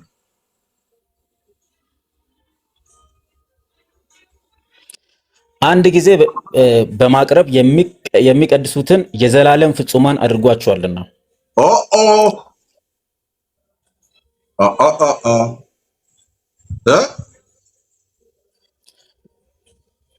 ልድገመው። አንድ ጊዜ በማቅረብ የሚቀደሱትን የዘላለም ፍጹማን አድርጓቸዋልና።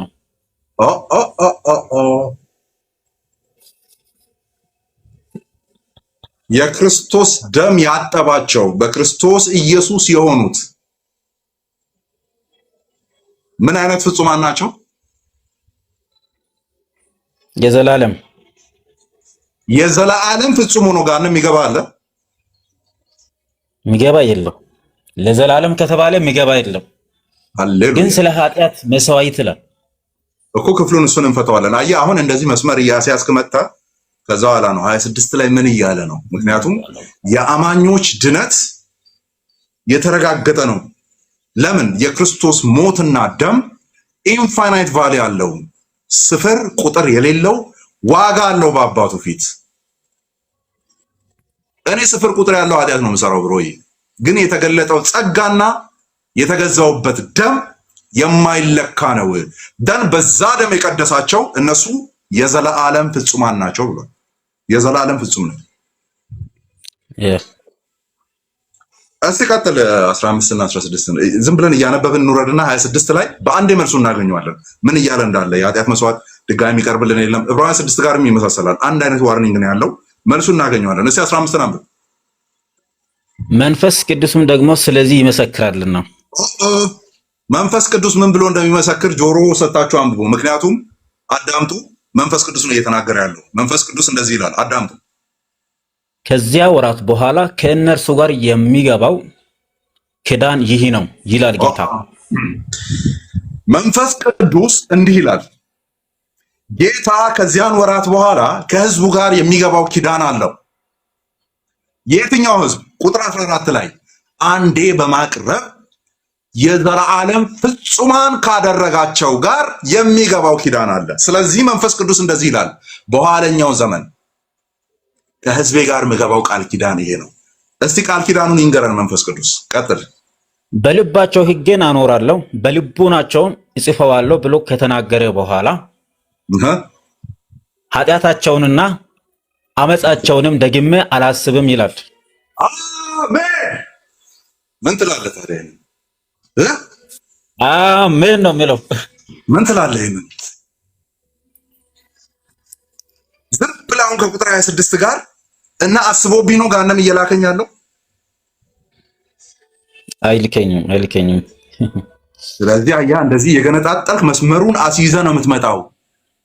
መንፈስ ቅዱስ እንደዚህ ያለኝ፣ ጆሮ ሰጣችሁ ስሙ። መንፈስ ቅዱስ ያለኝን ቃሉን ገልጬ ስለሆነ የምናገረው፣ ሕጌን በልቦናችሁ አኖራለሁ፣ በልባችሁ ላይ ጽፈዋለሁ። ከዛስ በዚህ ኪዳን መሰረት ቁጥር 14ን እንዳትለቀው። መንፈስ ቅዱስ እዛ ላይ ቆሞ ነው እየተናገረ ያለው። yes መንፈስ ቅዱስ ደሙ በሰራው ስራ ላይ ቆሞ ነው ኪዳኑን እየነገረ ነው ያለው። ምን ብሎ? ይሄ ደም ኢንፋይናይት ቫልዩ ስላለው ቁጥር ስፍር የሌለው ዋጋ ስለሆነ የተሸከመው በዚህ ደም በኩል የሚመጣው ኪዳን እግዚአብሔር ኃጢአትህን ደግሞ ማያስብበት ነው። በኃጢአትህ ምክንያት ደግሞ ማይዝ ጋነም የማይልክበት ነው። ለምን? እዛው ቁጥር ላይ ወደ ላይ ሄድ። ቁጥር 14 በላይ በኩል የፍየሎችና የኮርማዎች ደም ኃጢአትን ሊያስተሰርይ ምን ስላላለ ስላልቻለ፣ አሁን ግን በመጨረሻ የተገለጠው የእግዚአብሔር ልጅ ደም ምን አይነት ኪዳን እንዲመጣ አደረገ? ኃጢአታቸውን በልጄ ላይ ቆጥሬዋለሁና ልጄ ተቀብሎታልና የኔ በግ ሆኖ ታርዷልና ኃጢአታቸውን ደግሜ ምን አልልም አላስብም። እኔ ላይ ኃጢአት የሚቆጥር ከሆነ ልጁን አይወደውም። ባይዘይ ወይም የፍየሎችና የኮርማዎች ደም ነው ብሎ ነው እያሰበ ያለው። ይሄ ከአብ ዘንድ ይራቅ። አይደለም ከአብ ዘንድ ከኔም ዘንድ ይራቅ። እንደዛ ልናስብ አንችልም። የኃጢአት መታሰቢያ አለ በኮርማዎችና በፍየሎች ደም ውስጥ። በክርስቶስ ኢየሱስ ደም ውስጥ ግን አሁን ቀጥሎ ያለው ቅድም ያነበብከው ለንጹህ ሕሊና ምናችንን ተረሽተን ልባችንን ተረሽተን አየህ፣ እዛኛው ላይ መታሰቢያ ስላለው ምንም እንኳን ኮርማና ፍየሎችን የሌሎችን ደም አቅርበ ብትሄድ እንኳን እስቲል ላይ ኃጢአት መታሰቢያ አለ። መታሰቢያው እንዳይኖር ዝገቴን ጭምር ያነጻው የክርስቶስ ኢየሱስ ደም ነው።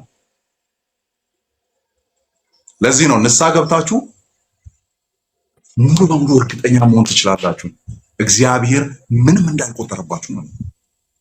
ምንም። ኦኬ፣ ቀጥል ያለው ኦኬ።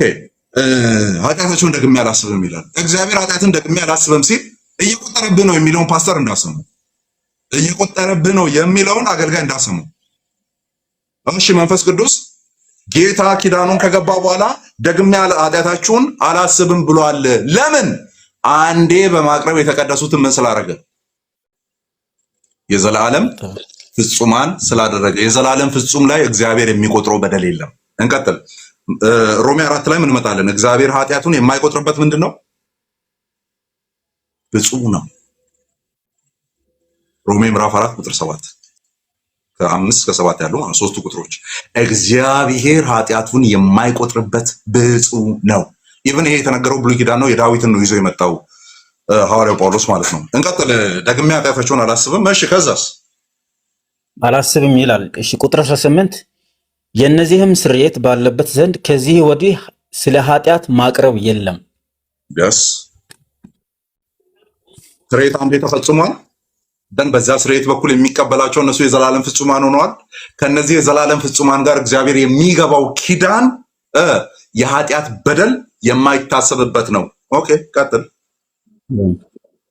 እንግዲህ ወንድሞች ሆይ በቀረልን በአዲስና በሕያው መንገድ ወደ ቅድስት በኢየሱስ ደም በመጋረጃው ማለት በስጋው በኩል እንድንገባ ድፍረት ስላለን በእግዚአብሔርም ቤት ላይ የሆነ ታላቅ ካህን ስላለን ከክፉ ሕሊና ለመንጻት ልባችንን ተረጭተን ሰውነታችንም በጥሩ ውሃ ታጥበን በተረዳንበት እምነት በቅን ልብ እንቅረብ። የተስፋን ቃል የሰጠው የታመነ ነው። ያዝልኝ። የተስፋን ቃል የሰጠ የታመነ ነው። ይሄ የተስፋ ቃል ተብሎ የተረጎመው ቁጥር 16 ላይ ምን የተባለው ነው? በኋለኛው ጊዜ ከሕዝቤ ጋር የምገባው ምን ኪዳን። የተስፋው ቃል ኤንድ ኪዳን አር ዘ ሴም። ያንን ቅድም ያልኳችሁን መንፈስ ቅዱስ እንዲህ ይላል ያልኳችሁን ምን አለ? ደግሜ ሕጌን በልቦናችሁ አኖራለሁ እጽፈዋለሁ፣ ደግሜ ኃጢአታቸውን አላስብም ያለው ያን ኪዳን የሰጠ እርሱ ምን ያለ ነው? የታመነ ነው። ራይት እና ታማኝነቱን አጥቶ መልሶ ገሃነም ላከኝ ብዬ ልመን? እግዚአብሔር ያጸደቃቸውንና ያዳናቸውን ሐሳቡን ቀይሮ ወር ሰዎቹ ኃጢአት ስለሰሩ ወር ንስሐ ሳይገቡ ስለሞቱ መልሶ ገሃነም ከተታቸው ማለት ተስፋን የሰጠው የማይታመን ነው ማለት ነው። ግን እኛ እናውቃለን ተስፋን የሰጠ የታመነ ነው። ቀጥል። እሺ ቁጥር 23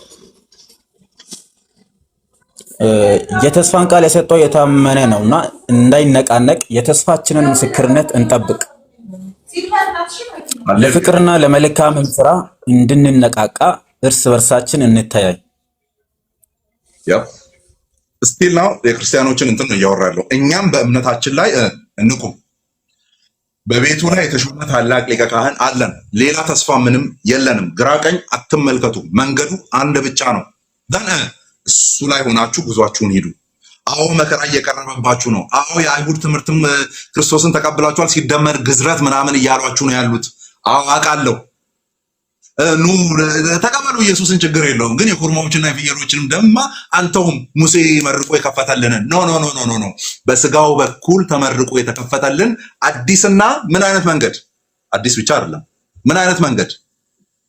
ህያው ራይት፣ ህያው።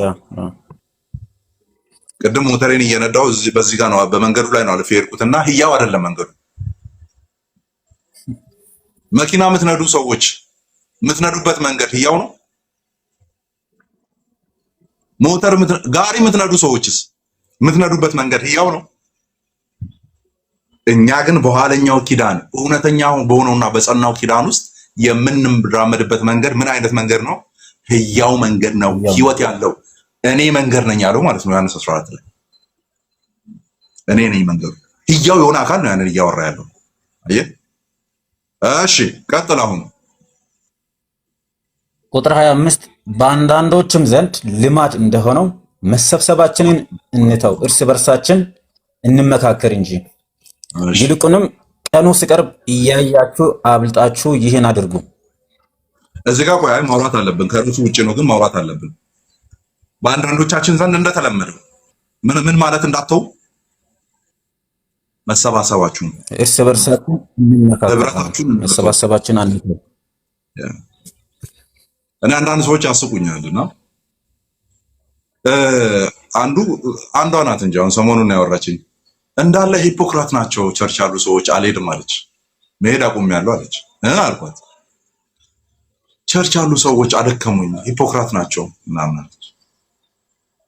እና ክንፋቸውን የነቀሉ መላእክትን ነው እንደ ሰበሰበን? ኖ ይህን ዝገታችንን ሊያጠራ እኮ ነው የሰበሰበን። ይህን በሽታችንን ሊያጠራ ነው የሰበሰበን። ፍጹማንማ ገና አልሆንም እኮ። ፍጹማንማ እዚሁ ዕብራውያን 13 ላይ አለ፣ ምዕራፍ 13 ላይ ምን የሚል ወደ ፍጹማን መንፈሶች ወደ እግዚአብሔር ጉባኤ ደርሳችኋል ይላል፣ ፍጻሜውን ሲናገር ማለት ነው። አሁን ግን ፍጹማኖች ጋር አይደለም ያለ ነው።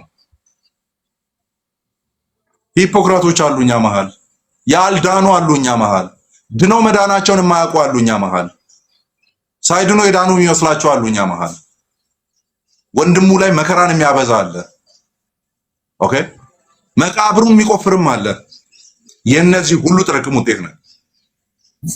በአጭሩ ኃጢአተኛ ሰዎች፣ አስመሳይ ሰዎች፣ ሂፖክራት ሰዎች ቸርች ስላሉ አልሄድም ማለት ሆስፒታል የበሽተኞች መሰባሰቢያ ስለሆነ ሄጄ አልታከምም እንደማለት ነው።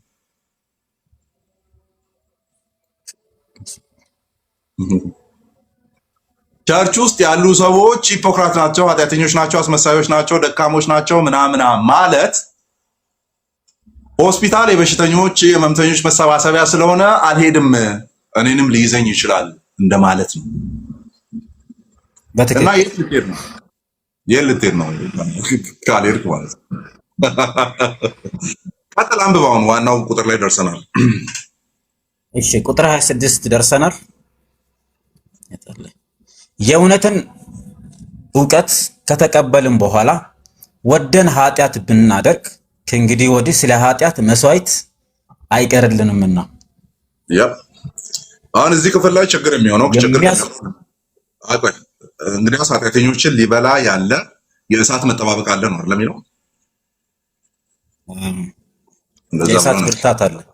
እሳት ብርታት መጠባበቅ የሚያስፈራ ግን የፍርድ ተቃዋሚዎችን ሊበላ ያለው የእሳት ብርታት አለ። የሙሴን ሕግ የናቀ ሰው ሁለት ወይም ሶስት ማጠንከሪያው ነው እየቀጠለ ያለው። እንሂድ ቆይ እዚህ ጋር ያለው ማለት ነው። አንደኛ ምኖችን ሊበላ ያለ እሺ፣ የሚያስፈራ ተቃዋሚዎችን ሊበላ ያለ አንድ በሌላ ቨርሽን ቼክ እናድርገው። አንደኛ አመፀኞችን ነው የሚለው አመፀኞችን። ነገር ግን ስለ አማኞች ደግሞ ሲነገር እነዚህ አማኞች ህጉ በምናቸው ላይ የተጻፈላቸው ናቸው? በልባቸው ላይ። ያማን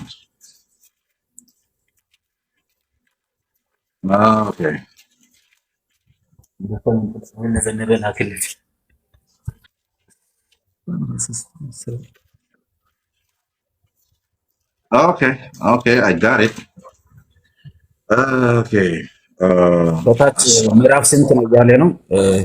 ምዕራፍ 10 ምዕራፍ 10 26 ነው። ደን ምን ይላል? የእውነትን እውቀት ከተቀበልን በኋላ ሆን ብለን በኃጢአት ጸንተን ብንመላለስ ከእንግዲህ ለኃጢአት የሚሆን ሌላ መስዋዕት አይኖርም። የሚቀረው ግን የሚያስፈራ ፍርድ የእግዚአብሔርን ጠላቶች የሚበላ ብርቱ እሳት መጠበቅ ብቻ ነው። this is perfect የሆነ ትራንስሌሽን መጠባበቅ ቅድም ስለነበረው ማለት ነው። ኦኬ የሚቀረው ግን የሚያስፈራ ፍርድ የእግዚአብሔርን ጠላቶች የእግዚአብሔርን ጠላቶች የሚበላ ብርቱ እሳት መጠባበቅ ብቻ ነው። አማኞች የእግዚአብሔር ምኖች ናቸው? የእግዚአብሔር ልጆች ናቸው። የዚህን ተቃራኒ የእግዚአብሔር ጠላቶች የሚለውን ተቃራኒ ንገሩኝ። አማኞች የእግዚአብሔር ምኖች ናቸው? ወዳጆች ናቸው። የእግዚአብሔር ልጆች ናቸው፣ የእግዚአብሔር ወዳጆች ናቸው። ስለዚህ አማኝን አይመለከትም ማለት ነው። አማኝን አይመለከትም። የእግዚአብሔር ወዳጆች ሆነናል። ጠላትነትማ ሮሜ 5 ላይ እኮ ነገረን መች እንደነበርን ጠላትነቱን ሲናገር። ኦኬ ሮሜ ምዕራፍ 5 ላይ ምን አለ? ይሄው ሮሜ 5 ላይ ምን ይላል? ቁጥር 6 ላይ ገና ደካሞች ሳለን ልክ ጊዜው ሲደርስ ክርስቶስ ስለ ኃጢአተኞች ሞቷልና፣ ስለ ኃጢአተኞች። ከዛስ ቁጥር 8 ነገር ግን ገና ኃጢአተኞች ሳለን፣ አሁን ኃጢአተኞች ሆነን አይደለም አይደል? ገና ያኔ ኃጢአተኞች ሳለን ክርስቶስ ስለኛ ሞተ። ይህም እግዚአብሔር ለኛ ያለውን የራሱን ፍቅር ያሳያል። አሁን በደሙ ከጸደቅን ይልቁንማ በእርሱ በኩል ከእግዚአብሔር ቁጣ እንዴት አንድንም አለና ቁጥር 10ን ያዙልኝ። አሁንም ጠላትነት የእግዚአብሔር ጠላቶች ሳለን በልጁ ሞት ከእርሱ ጋር ከታረቅን እርቅን ካገኘን በኋላ በሕይወቱማ መዳናችን እንዴት የላቀ አይሆንም?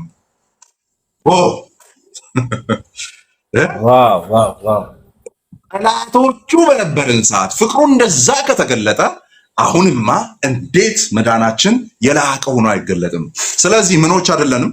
እዚህ ላይ ያለው ቃል አሁን ሮሜ 4:5 ላይ ባየነው መሰረት we are no more what we are no more ጠላት አይደለም። ምኖቹ ነን? ወዳጆቹ ነን። ወዳጆችማ ተመለሰልኝ፣ እዛው አሁን ያነበብንበት ተመለሰልኝ 10:23 ላይ right እንግዲህ ምኖች ነው የሚለው የመልእክቱ ተቀባዮችን ጠላቶችን ነው የሚለው ተቃዋሚዎች። ወደኋላ 23 ምናምን ይሄማ 26 ነው ጠላቶች የሚለው 23 ላይ እንግዲህ ወንድሞች ኦሮ እንግዲህ ወዳጆች ምናምን የሚላል አሁን ያነበብንበት ይሄው ያለን ነው። እዛው ዕብራውያን ላይ ያለው ማለት ነው። ወደኋላ እሺ እኔ አገኝቼዋለሁ። እሺ 10 ይኸው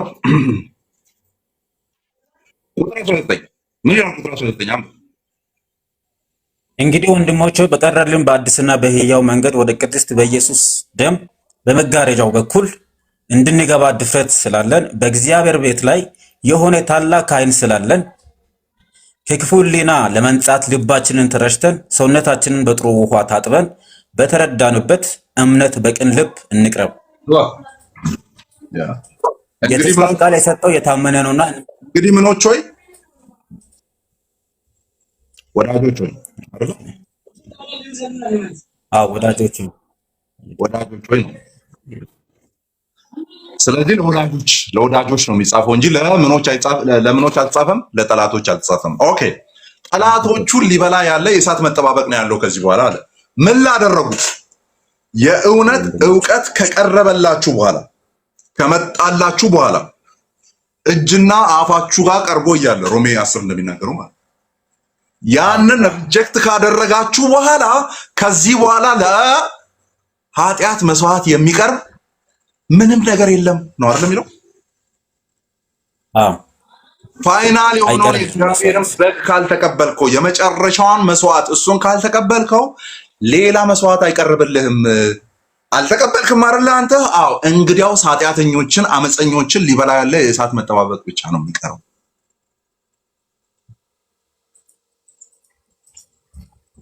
እያለን ያለው አማኞች ይጠፋሉ አይደለም የሚለው። በዛ ቦታ ላይ ያለውን ቃል አንዱን እንፍታው።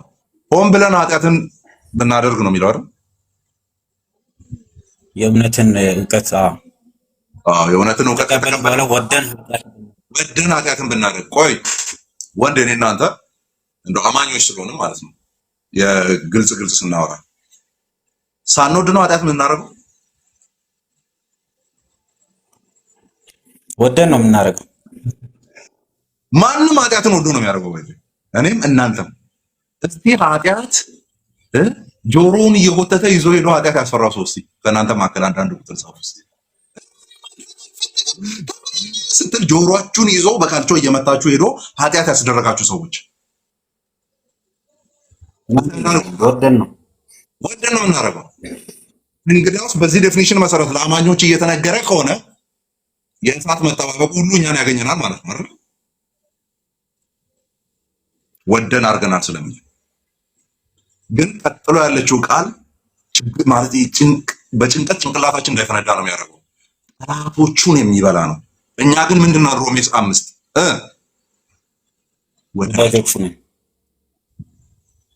ወዳጆቹ ነው። ስለዚህ ስለ ጠላቶች እየተወራ ነው ያለው። የመጨረሻውን መስዋዕት አንቀበልም ያሉ እነሱ የእሳት መጠባበቅ ብቻ ነው የሚያገኛቸው። ስለዚህ ምን እያላቸው ነው ያለው? ኦኬ ሰብሰብ ብላችሁ መታችኋል። ዕብራውያን ናችሁ እናንተ የሙሴን ሕግንና ያንን የኮርማዎችን የፍየሎችን ደም ታውቃላችሁ። እንመለሳለን ብትሉ ወደኋላ ሌላ ምንም ኦፕሽን የላችሁም። መንገዱ አንድ ብቻ ነው ያለው። እዛኛው መንገድ ላይ ከሆናችሁ የሚጠብቃችሁ ምንድን ነው? አመፀኞችን ሊበላ ያለ የእሳት ብርታት ብቻ ነው ያለው። ስለዚህ አማኞችን መጥፋት አይደለም የሚናገረው። በዛ ሳይድ ያሉ ሰዎች ወንጌሉን to the fullest የማይቀበሉት ከሆነ የሚጠብቃቸው ምን እንደሆነ እየነገራቸው ነው።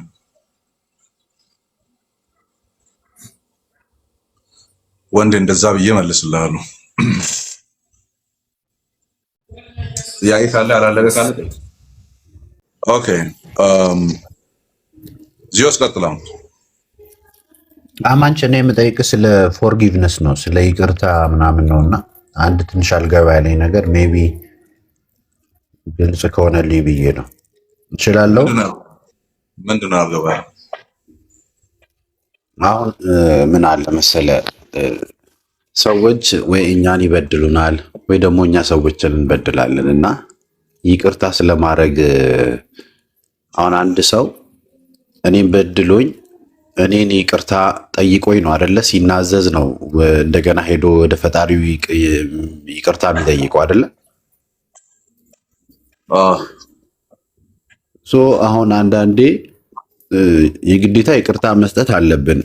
እሺ ሰዎች አሁን እኔ በራሴ ሳየው ዳዊት የሰው ሚስት ተመኝቶ ባሏን በጦር አስገድሎ ምናምን እሱ ይቅርታን አግኝቷል ከእግዚአብሔር እና ምን አለ የዛ የሞተው ሰውዬ ንጹህ ሰውዬ ይቅርታን አላገኘም ብዬ አምናለሁ። ምክንያቱም ያ ሞቷል። ከዛ ደግሞ መጽሐፍ ቅዱስ ላይ አልተጠቀሰም። ለምሳሌ የእሱ ባክግራውንድ የጦር አለቃው ልጆች ሊኖሩት ይችላሉ፣ ሊበተኑ ይችላሉ። ብዙ አደጋ አሁን በዚህ ሰዓት እንደማስበው ብዙ አደጋ እኮ ሊደርስባቸው ይችላል። እግዚአብሔር ለነዛ ለተበዳዩስ ምን አድርጓል ብዬ አስባለሁ አንዳንዴ። እና አሁን አይምሮ ለሚመጣው ከመበደል መበደል የተሻለ ነው ብዬ አምናለሁ። ምክንያቱም እግዚአብሔር እንደሆነ መሐሪ ነው። በቃ ይቅር ይለኝ። ሞክረውና ማለት ነው። አንተ አሁን ስቶሪ ውስጥ ያላስገባኸው ልንገርህ። ሞክረውና የኦሪዮንን ሚስት ነው የቀማው። ኦሪዮንን ስላስገደለ ንስሐ አድርጎለት ብቻ አለፈ ነው የሚለው መጽሐፍ ቅዱስ። እግዚአብሔር ምሕረት አድርጎለት ብቻ አለፈ ነው የሚለው። የተወሰነ ቅጣት ተቀጥቷል። ሞቷል። የሚወደው ልጁን ከማጣት ነፍስን በነፍስ ነው የተቀበለው። ኦኬ ፌርነስ ማለት ነው። ፌር አደረገ ማለት ነው። ነፍስን በነፍስ ተቀበለ። የሚወደውን የአብርሃምን ክፋይ ወሰደበት ማለት ነው። ልጁን ወሰደ። ስለዚህ እግዚአብሔር ፌር ነው። ስለዚህ እግዚአብሔር እጅ በእጅም ይቀጣል። ደን ፋይናል ቅጣትም እኮ አለ መጨረሻ ላይ ፋይናል ቅጣትም። ዳስ ዋይ እኮ ለእግዚአብሔር በቀልን ሰተን ምን ትሆኑ?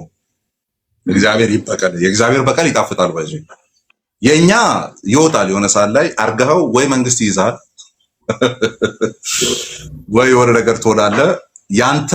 ያንተ በቀልና ያንተ ቅጣት ያልቃል።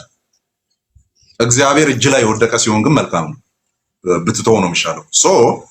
ዳዊትን ትቶታል አይደለም። ዳዊትን በሚወደው ልጁ ነው የመጣበት። ከዛስ ሁለተኛው ቅጣት ሰለሞን የሰራውን ቤተ መቅደስ ማን ነበር እንዲሰራ ታስቦ የነበረው? እኔ እንጃ ዲፕሊ አላውቅም። ብዙ እንትኑ ራሱ ዳዊት እንዲሰራው ነበር ታስቦ የነበረው። ባይዚ አሁን የሰለሞን ቤተ መቅደስ እያልን ምንጠራ የነበረው የዳዊት ቤተ መቅደስ ሊባል ይችል ነበር። ያን ትልቅ ክብር አሳጣው ማለት ነው። አሰራልኝም፣ አንተ ደም አለብህ። ኦኬ አሰራልኝም፣ ቤተ መቅደሴን አሰራልኝም። ስለዚህ አንተ እጅ ላይ ደም ስላለብህ ቤተ መቅደሱን አሰራም፣ ልጅ ይሰራዋል አለ። ሁለተኛ የአብራክ ክፋዩን ልጁን ወሰደበት። ሶስተኛ ቤቱ ውስጥ ዋልጌ ልጅ አስነሳበት።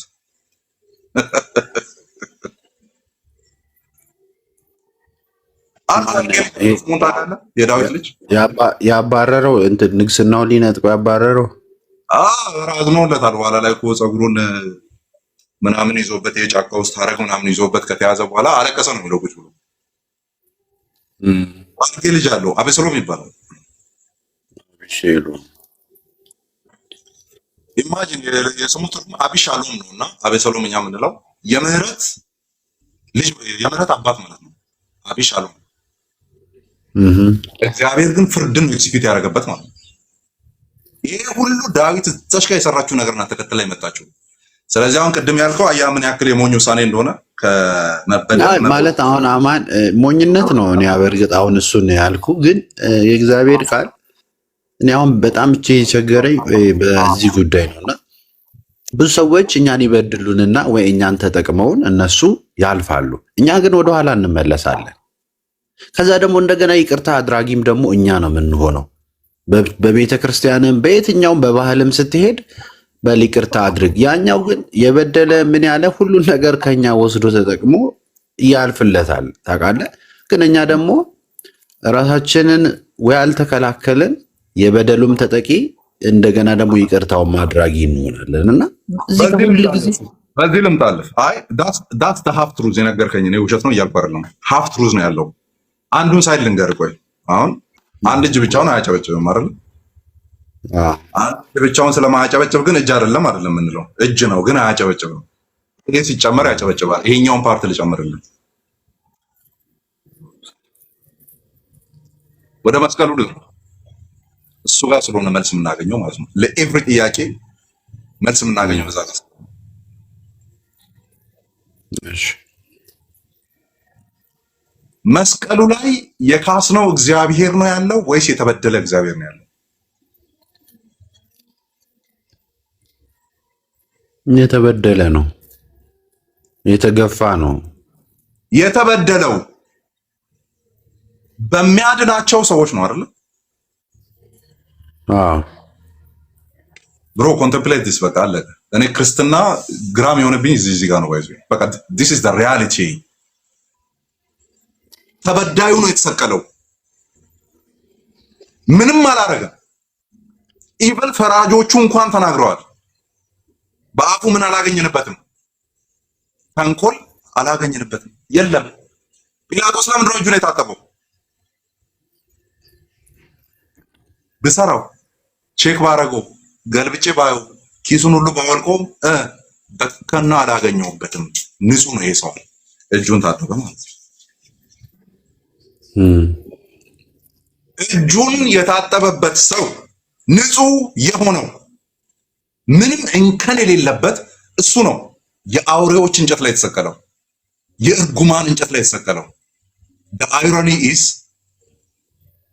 እርጉሙ ለአንተ ነው የተሰቀለው። ካኒ ኢማጂን ዶ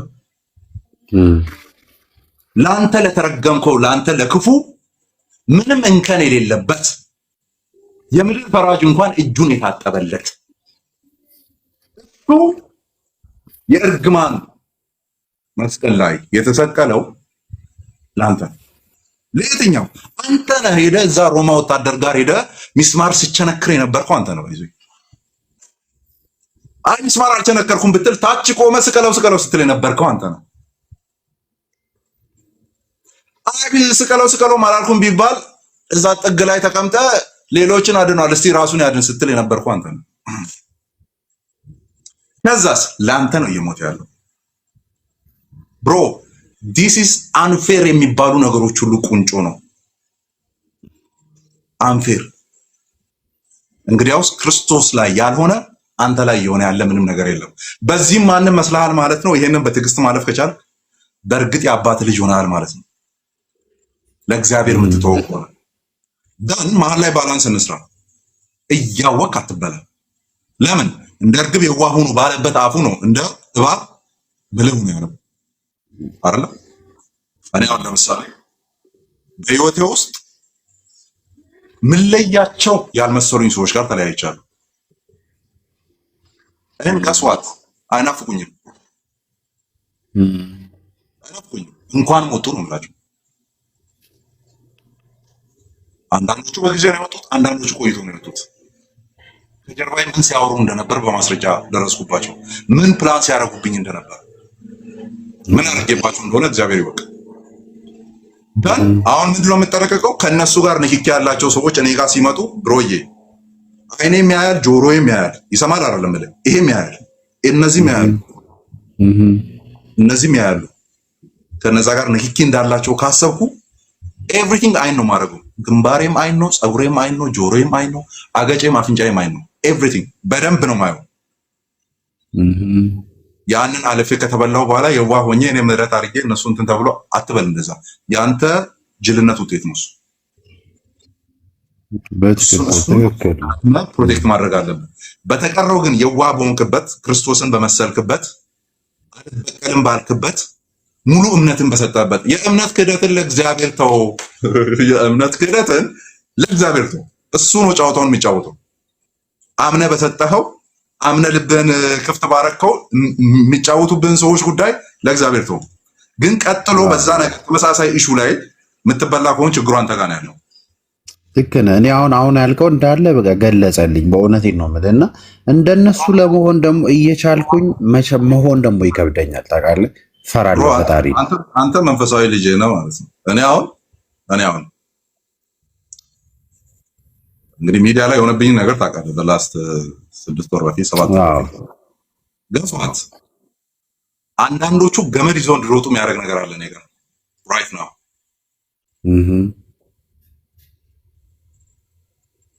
ያው በፈጠረኝ አምላክ ፊት ነው የምነግርህ። እንግዲህ ይሄን መጽሐፍ ቅዱስ ይዤ ነው የምነግራችሁ።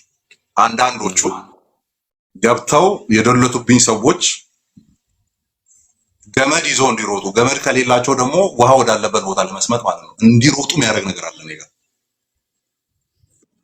ከዛስ አሁን የነገርኩህን ሁሉ አምነዋለሁ። ምን ታደርጋለህ? በቃ እኔም በዚህ ነው እኮ በጣም የተጎዳሁትና ለምን እግዚአብሔር ግን ዝም ይላል ይልና ውስጤ ይቆጣል። ታውቃለህ ከእግዚአብሔር ጋር ራሱ እኔ ምን እግዚአብሔር ዝም ይላል? አንተ ለነፍስ እረፍት ስላልሰጠና ቶታሊ ለእግዚአብሔር ስላልተውከው አንተን ነው እያታገለ ያለው። በቃ ውሰደው ብለህ ቶታሊ ከለቀቀው የዛኔ እግዚአብሔርን ጠብቆ 2 ዓመትም 3 ዓመትም 20 ዓመትም 30 ዓመትም ጠብቆ ስራውን ይሰራል እሱ። አንተ ግን ከእንቅልፍ በነቃ ቁጥር እኔ እኮ እንዲህ ማድረግ እየቻልኩ ከተባለ እስቲ አድርግ እያለ ዝም ብሎ ያያል ማለት ነው። ከጸሎት ጋር ተያይዞ የተነገረ አባባል ነው። ለዚህም ይጠቅመናልና ምን ይላል አንዱ ከጸለይን እግዚአብሔር ይሰራል አለ። ካልጸለይን ግን እኛ እንሰራለን አለ። እግዚአብሔር ይሰራል፣ ካልጸለይን እኛ እንሰራለን። ልገልብጠው እኛ እያወራን ወዳለንበት ቦታ ከተውነው እግዚአብሔር ይሰራል፣ ካልተውነው እኛን ያታግለናል። ስለዚህ ያንተ አለመተው እሱ ሊሰራ ያለበትን ጊዜ እያስረዘምክ ነው ያለው። በቀል እኔ ነው ብሏል። ተው በቃ ተው፣ አለዚያ አእምሮ እረፍትን አያገኝም። ብድራትን የሚከፍል እግዚአብሔር ነው። እግዚአብሔር ደግሞ እጅ በእጅ ሳይቀጣ ወይ በግለሰቡ ወይ በዘሩ ወይ በልጆቹ ወይ በሆነ ነገር መልስ ይሰጣል። መጽሐፍ ቅዱሳችን ላይ ያየነው ትሬንድ ይሄ ነው። ባይዘው ለምሳሌ የአጋንን ታሪክ ካወቃችሁ ሳሙኤል ሁለተኛ ሳሙኤል ላይ ያለው ማለት አንደኛ ሳሙኤል ሁለተኛ ሳሙኤል ያለው ሂድ አጥፋው ምናምን ያንን ንጉስ እና ዘሩን በሙሉ በቃ ቶታል አጥፏቸው ምናምን ብሎ እግዚአብሔር ላከ። ደን ሳኦል መልካም የመሰለውን ነገር ሁሉ ይዞ መጣ ነው አይደለም? ኢቭን ንጉሱን ጭምር ይዞ መጣ ነው። ሲያይ ንጉሱ የሆነ ግርማ ሞገስ አለው። በሬዎችን ሲያይ አልቻለም። የኔ መንፈስ ይታወቀው ማለት ነው። እኔ ጥሬ ስጋ ስለምወድ በሬዎችን ሲያይ ምናምን ዋው አለ። በሬውን ወሰደ። የሆነ በግ ሊጨፈጨፍ ሲል ያምራሉ በጎቹ አለ አመጣ። ብቻ አሪፍ የሚላቸው ነገሮች አስቀርቶ ይዞ መጣ። ደን በነብዩ ሳሙኤል በኩል እግዚአብሔር መልእክት ላከለ። ፈጽማ አጥፋ ነበር ያልኩት። ለምን አመጣቸው? አጋንን እዛው ነው ሳሙኤል ያረዳው አይደል? ለእግዚአብሔር ቆሙ ማለት ነው። አጥፋ ነው የተባልከው። ጋስ ዘ ሪዝን አሁን እግዚአብሔር በዚህ ልክ ያው ፍጥረቱ ላይ መብት አለው አይደለም? እዛ ጋር የሆነ ኔሽንን ሙሉ ኔሽንን ከምድረገጽ ማጥፋት ይችላል። አጥፍቶም አሳይቷል አይደል? አንድ ቤተሰብ አስቀርቶ ሪዝኑ ምን ቢሆን ጥሩ ነው? አጋንን እና ሙሉ እንትኑ ኔሽኑ እንዲጠፋ ያደረገበት ያኔ ከ400 ዓመት በፊት ገጽዋት እግዚአብሔር ስንት ዘመን እንደቆጠረ ማለት ነው። ከ400 ዓመት በፊት እነሱ በምድረ በዳ እየተጓዙ እያለ ቀጥታ ማለፍ የሚችሉበትን መንገድ እጅ አዙር በሌላ መንገድ እንዲሄዱ መንገድ አራዝሞባቸዋል። ለካ ማን ሲባል ከአጋን በፊት የነበረ ስንተኛ ንጉስ ወደኋላ ማለት ነው። ኔሽኑ ነው መንገዱን የከለከለው። ደን እግዚአብሔር ቀን ቆጠረና ከስንት መቶ ዓመት በኋላ ድጋሚ ቀጣቸው ማለት ነው። በቃ እግዚአብሔር 400 ዓመትም ሊቆጥር ይችላል፣ 4 ዓመትም 40 ቀንም ሊቆጥር ይችላል። ግን ለሱ እንተው አይረሳም። እሱ በ400 ዓመት ውስጥ ካረሰው እመናኝ በ40 ዓመት አይረሳም። በ4 ዓመት አይረሳም። ይገርም አማን።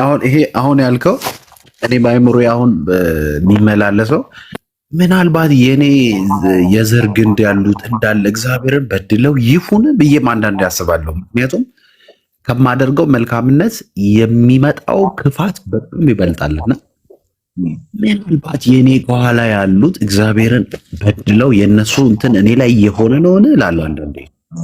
አንተ በክርስቶስ ነው ያለው፣ አንተ ላይ አይሆንም ማለት የዘር መርገም የዘር ምናምን የለም። እሱን ተው። ይሄ ፕሮፌቶቹ የሚናገሩት ቀሽም የሆነ ትምህርታቸው ነው። መርገማ ያለው ከዘር ምናምን የመጣ ምናምን የለም። አንተ በክርስቶስ ከሆንክ አንተ ላይ ቆሟል። በቃ የለም፣ እሱ የለም።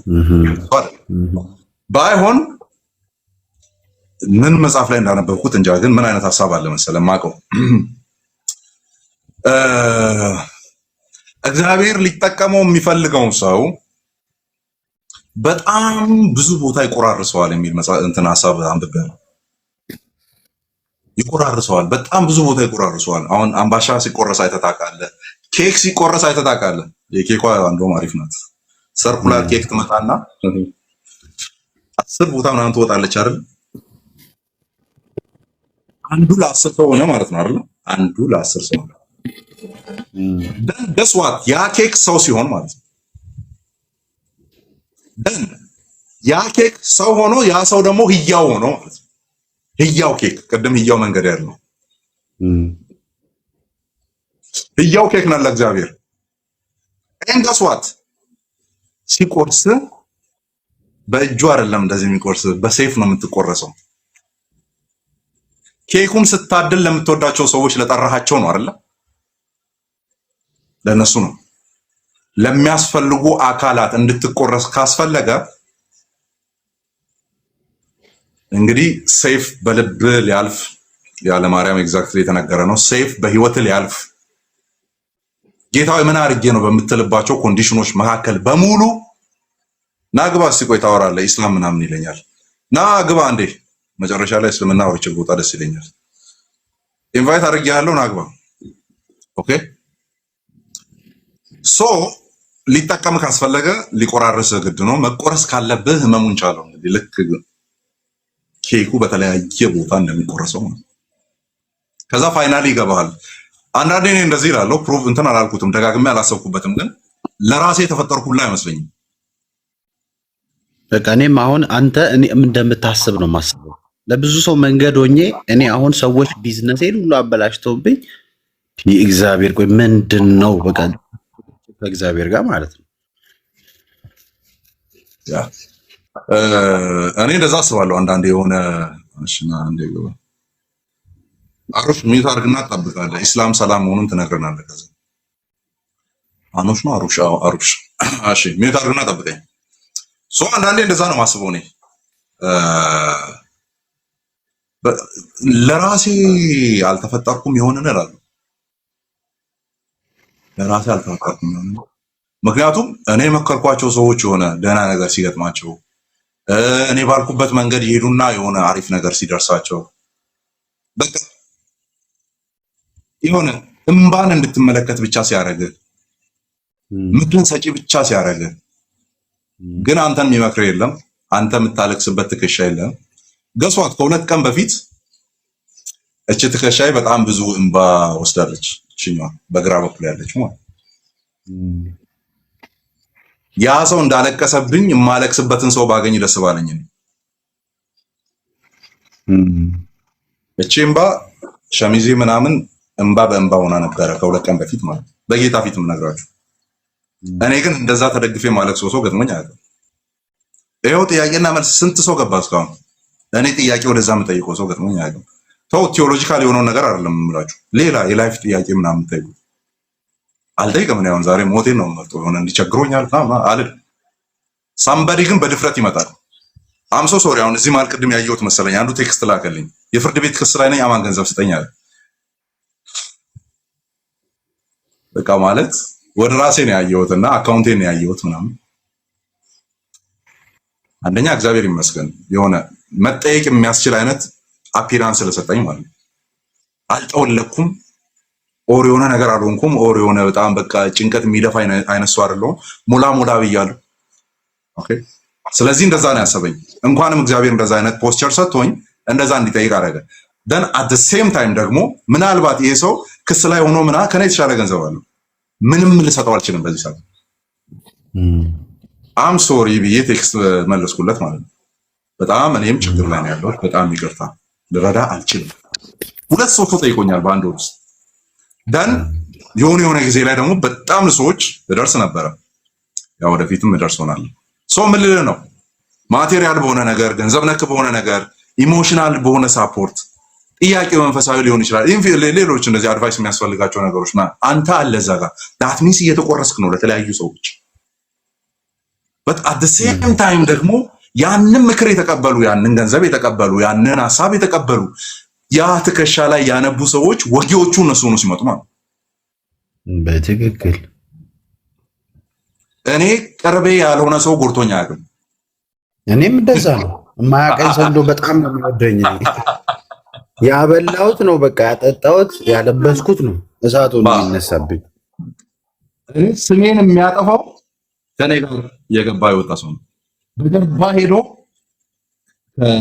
ሊያጠፉኝ ከሚፈልጉ ሰዎች ጋር የሚቀምረው ስደርስበት ጀለስ ነው። በዛ ግራ ይገባል፣ ጭንቅላትን ያማል። እንዴ በጣም ምን አጉድዬበታለሁ? በፈለገኝ ሰዓት በህይወት ውስጥ ነበርኩ። እንደውም እኮ እሱ ለኔ ከሚሆንልኝ ይልቅ እኔ የሆንኩለት ይበልጣል። ምን አድርጌ ነው? ከዛስ መሆን የማንችለው ነገር ትንሿን ውለታ መቁጠር እንችላለን። ያው ኮመን የሚያደርገን ነገር ስላለ ነው እየፈለኩ ማመጣው። ይሁን በሄዱብን አቅም ልክ የማንሄደው በሄዱብን መንገድ ልክ የማንሄደው ያችን አብረን የጠጣናትን ሻይ እናስታውሳለን። አስተ ፕሮብለም ያኔ ጉንፋን ይዞ ስትታገል ምናምን ምናልባት የሆነ መድኃኒት ሊገዛልህ ሄዶ ያውቃል። እሷን ታስታውስና ቁጭ ትላለህ። ይሄኛው ግን ያረክለትን በሙሉ በዜሮ ያጣፋና ዶዘር ይነዳብሃል ማለት ነው። አንዳንዴ መስቀሎቻችን አጠገባዎቻችን ሚስቶቻችን ናቸው መስቀሎቻችን፣ ወይ ባሎቻችን ናቸው መስቀሎቻችን ለሚስቶች ምናምን ቫይስ ቨርሳ። እናት መስቀል ሆና ልትመጣ ትችላለች፣ አባት፣ አጎት፣ አክስትና አጠገብ ያሉ ሰዎች ማለት ነው። ግን ሜቢ እግዚአብሔር ሀምብል አድርጎ አስተካክሎ የሚያወጣው የሆነ ጫፍ አለው። ጠብቅ። እሱን በስቱፒዲቲ የሚመጣውን ይሄ በአንተ ሞኝነት በአንተ ጅልነት የሚመጣውን እሱን እሱ ሳይሆን በቅንነት ሞራል ግራውንድ በመጽሐፍ ቅዱስ ከመቃኘቱ የተነሳ በዛ በኩል የሚመጣ ነገር ከሆነ ለእግዚአብሔር የእግዚአብሔር በቀል ይጣፍጣል። ለእግዚአብሔር ጌታ ምስክሬ በቃ እኔ አሁን ህመምህን እረዳዋለሁ፣ በደንብ እረዳዋለሁ። ኒኩለር ይዤ ነው ዝም ያልኩት እኔ በትክክል ኒኩለር ይዛ እግዚአብሔር ምን ይለኛል በተኑን መንካት ብቻ ስላቃተ ማለት ነው።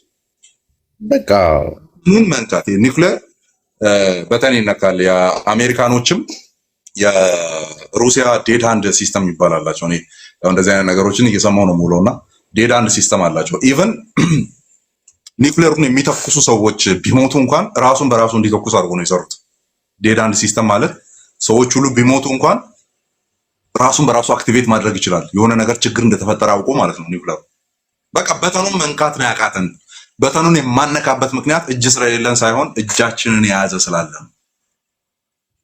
ለሱ ሰጠን። እሱ ማይበቀል ከሆነ እናያለን። ግን መጽሐፍ ቅዱስን ስናጠና ታሪክንም ስናጠና ለእርሱ የሰጡትን ነገር የማይረሳ እግዚአብሔር ነው የተከተልነው። ያዘው በቃ አንተ ጋር ይሁን። እኔ ካረኩት መቀጣጫ ነው የምታደርገኝ። እሺ አንተ አድርገው፣ አንተን የሚጠይቅ ስለሌለ አንተ ሉዓላዊ ስለሆንክ ብለን ለሱ ብንተው ነው የሚሻለው። ስለዚህ መቁረጥ ያለብን ሰዎች ከህይወት ላይ ቁረጥ። አሁን የምታመምባቸው ሰዎች ብዙ የሉም።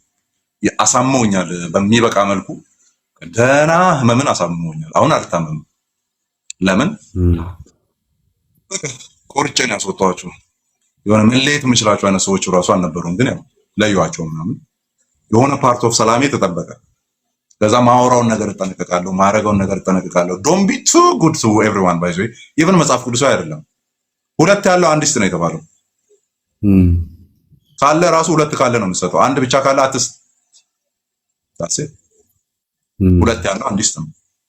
ስለዚህ ካለ ነገር ላይ ተቁሞ ነው መቆረስን ነገር ራሱ መጽሐፍ ቅዱስ ይነገራል።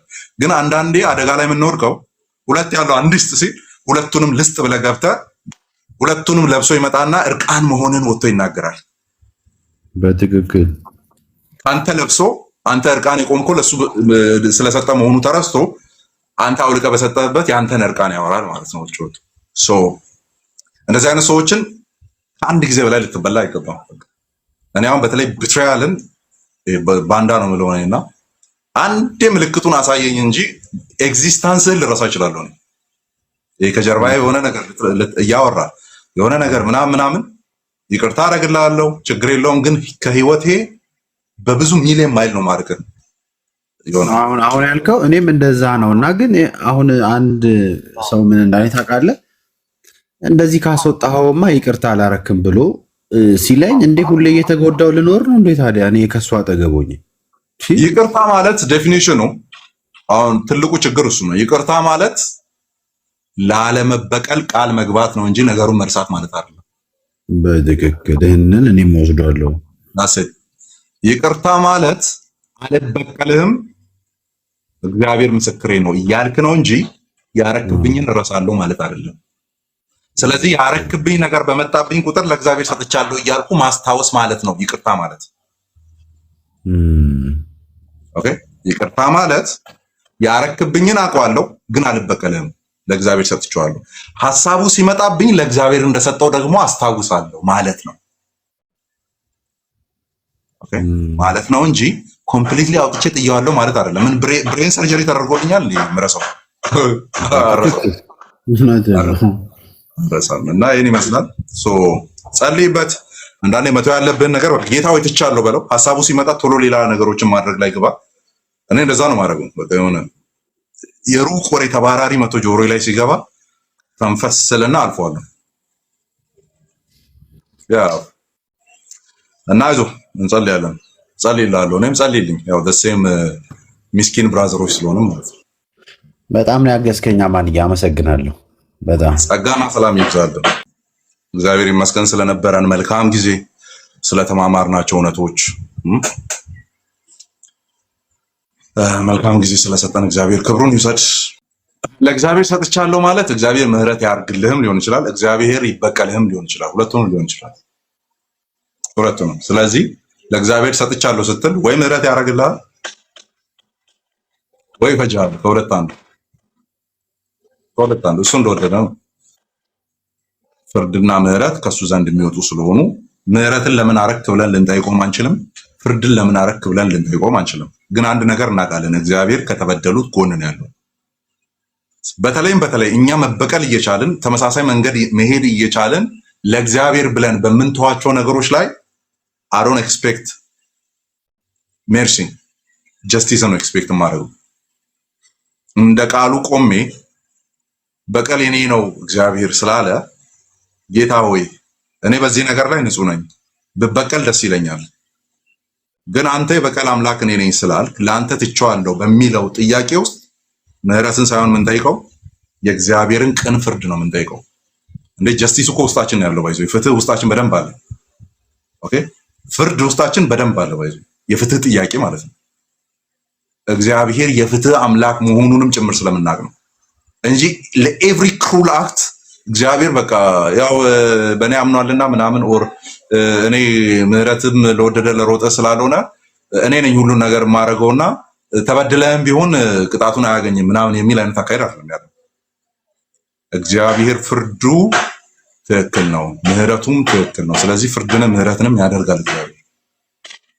ስለዚህ እንደሱ ፈቃድ ማድረግ እየቻለን ሳምባዲ ያደረገብንን ነገር ሴም ቲንግ ማድረግ እየቻለን እንደውም በተሻለ ማድረግ እየቻለን ለአንተ ሞቻለሁና አንተ ህያው አምላክ ሆይ ለአንተ ትቼዋለሁ ምንላቸው ጉዳዮች they are more of demanding justice not mercy. justice ያ አስቀረውም እንዴ ዕብራውያን ቅድም ያነበብነው ክፍል ላይ እኮ ስለ በቀል ይናገራል። ዕብራውያን 10:26 ላይ ነው ያቆምነው። ወደ ላይ 34 ምናምን ከፍ ሲል እኮ በቀል የኔ ነው ብለዋልና ምናምን የሚሉ ሐሳቦች የዛ ሐሳብ ሪፍሌክሽን አለ እዛው ዕብራውያን 10 ላይ። ያማን ጸጋና ሰላም ይብዛላችሁ።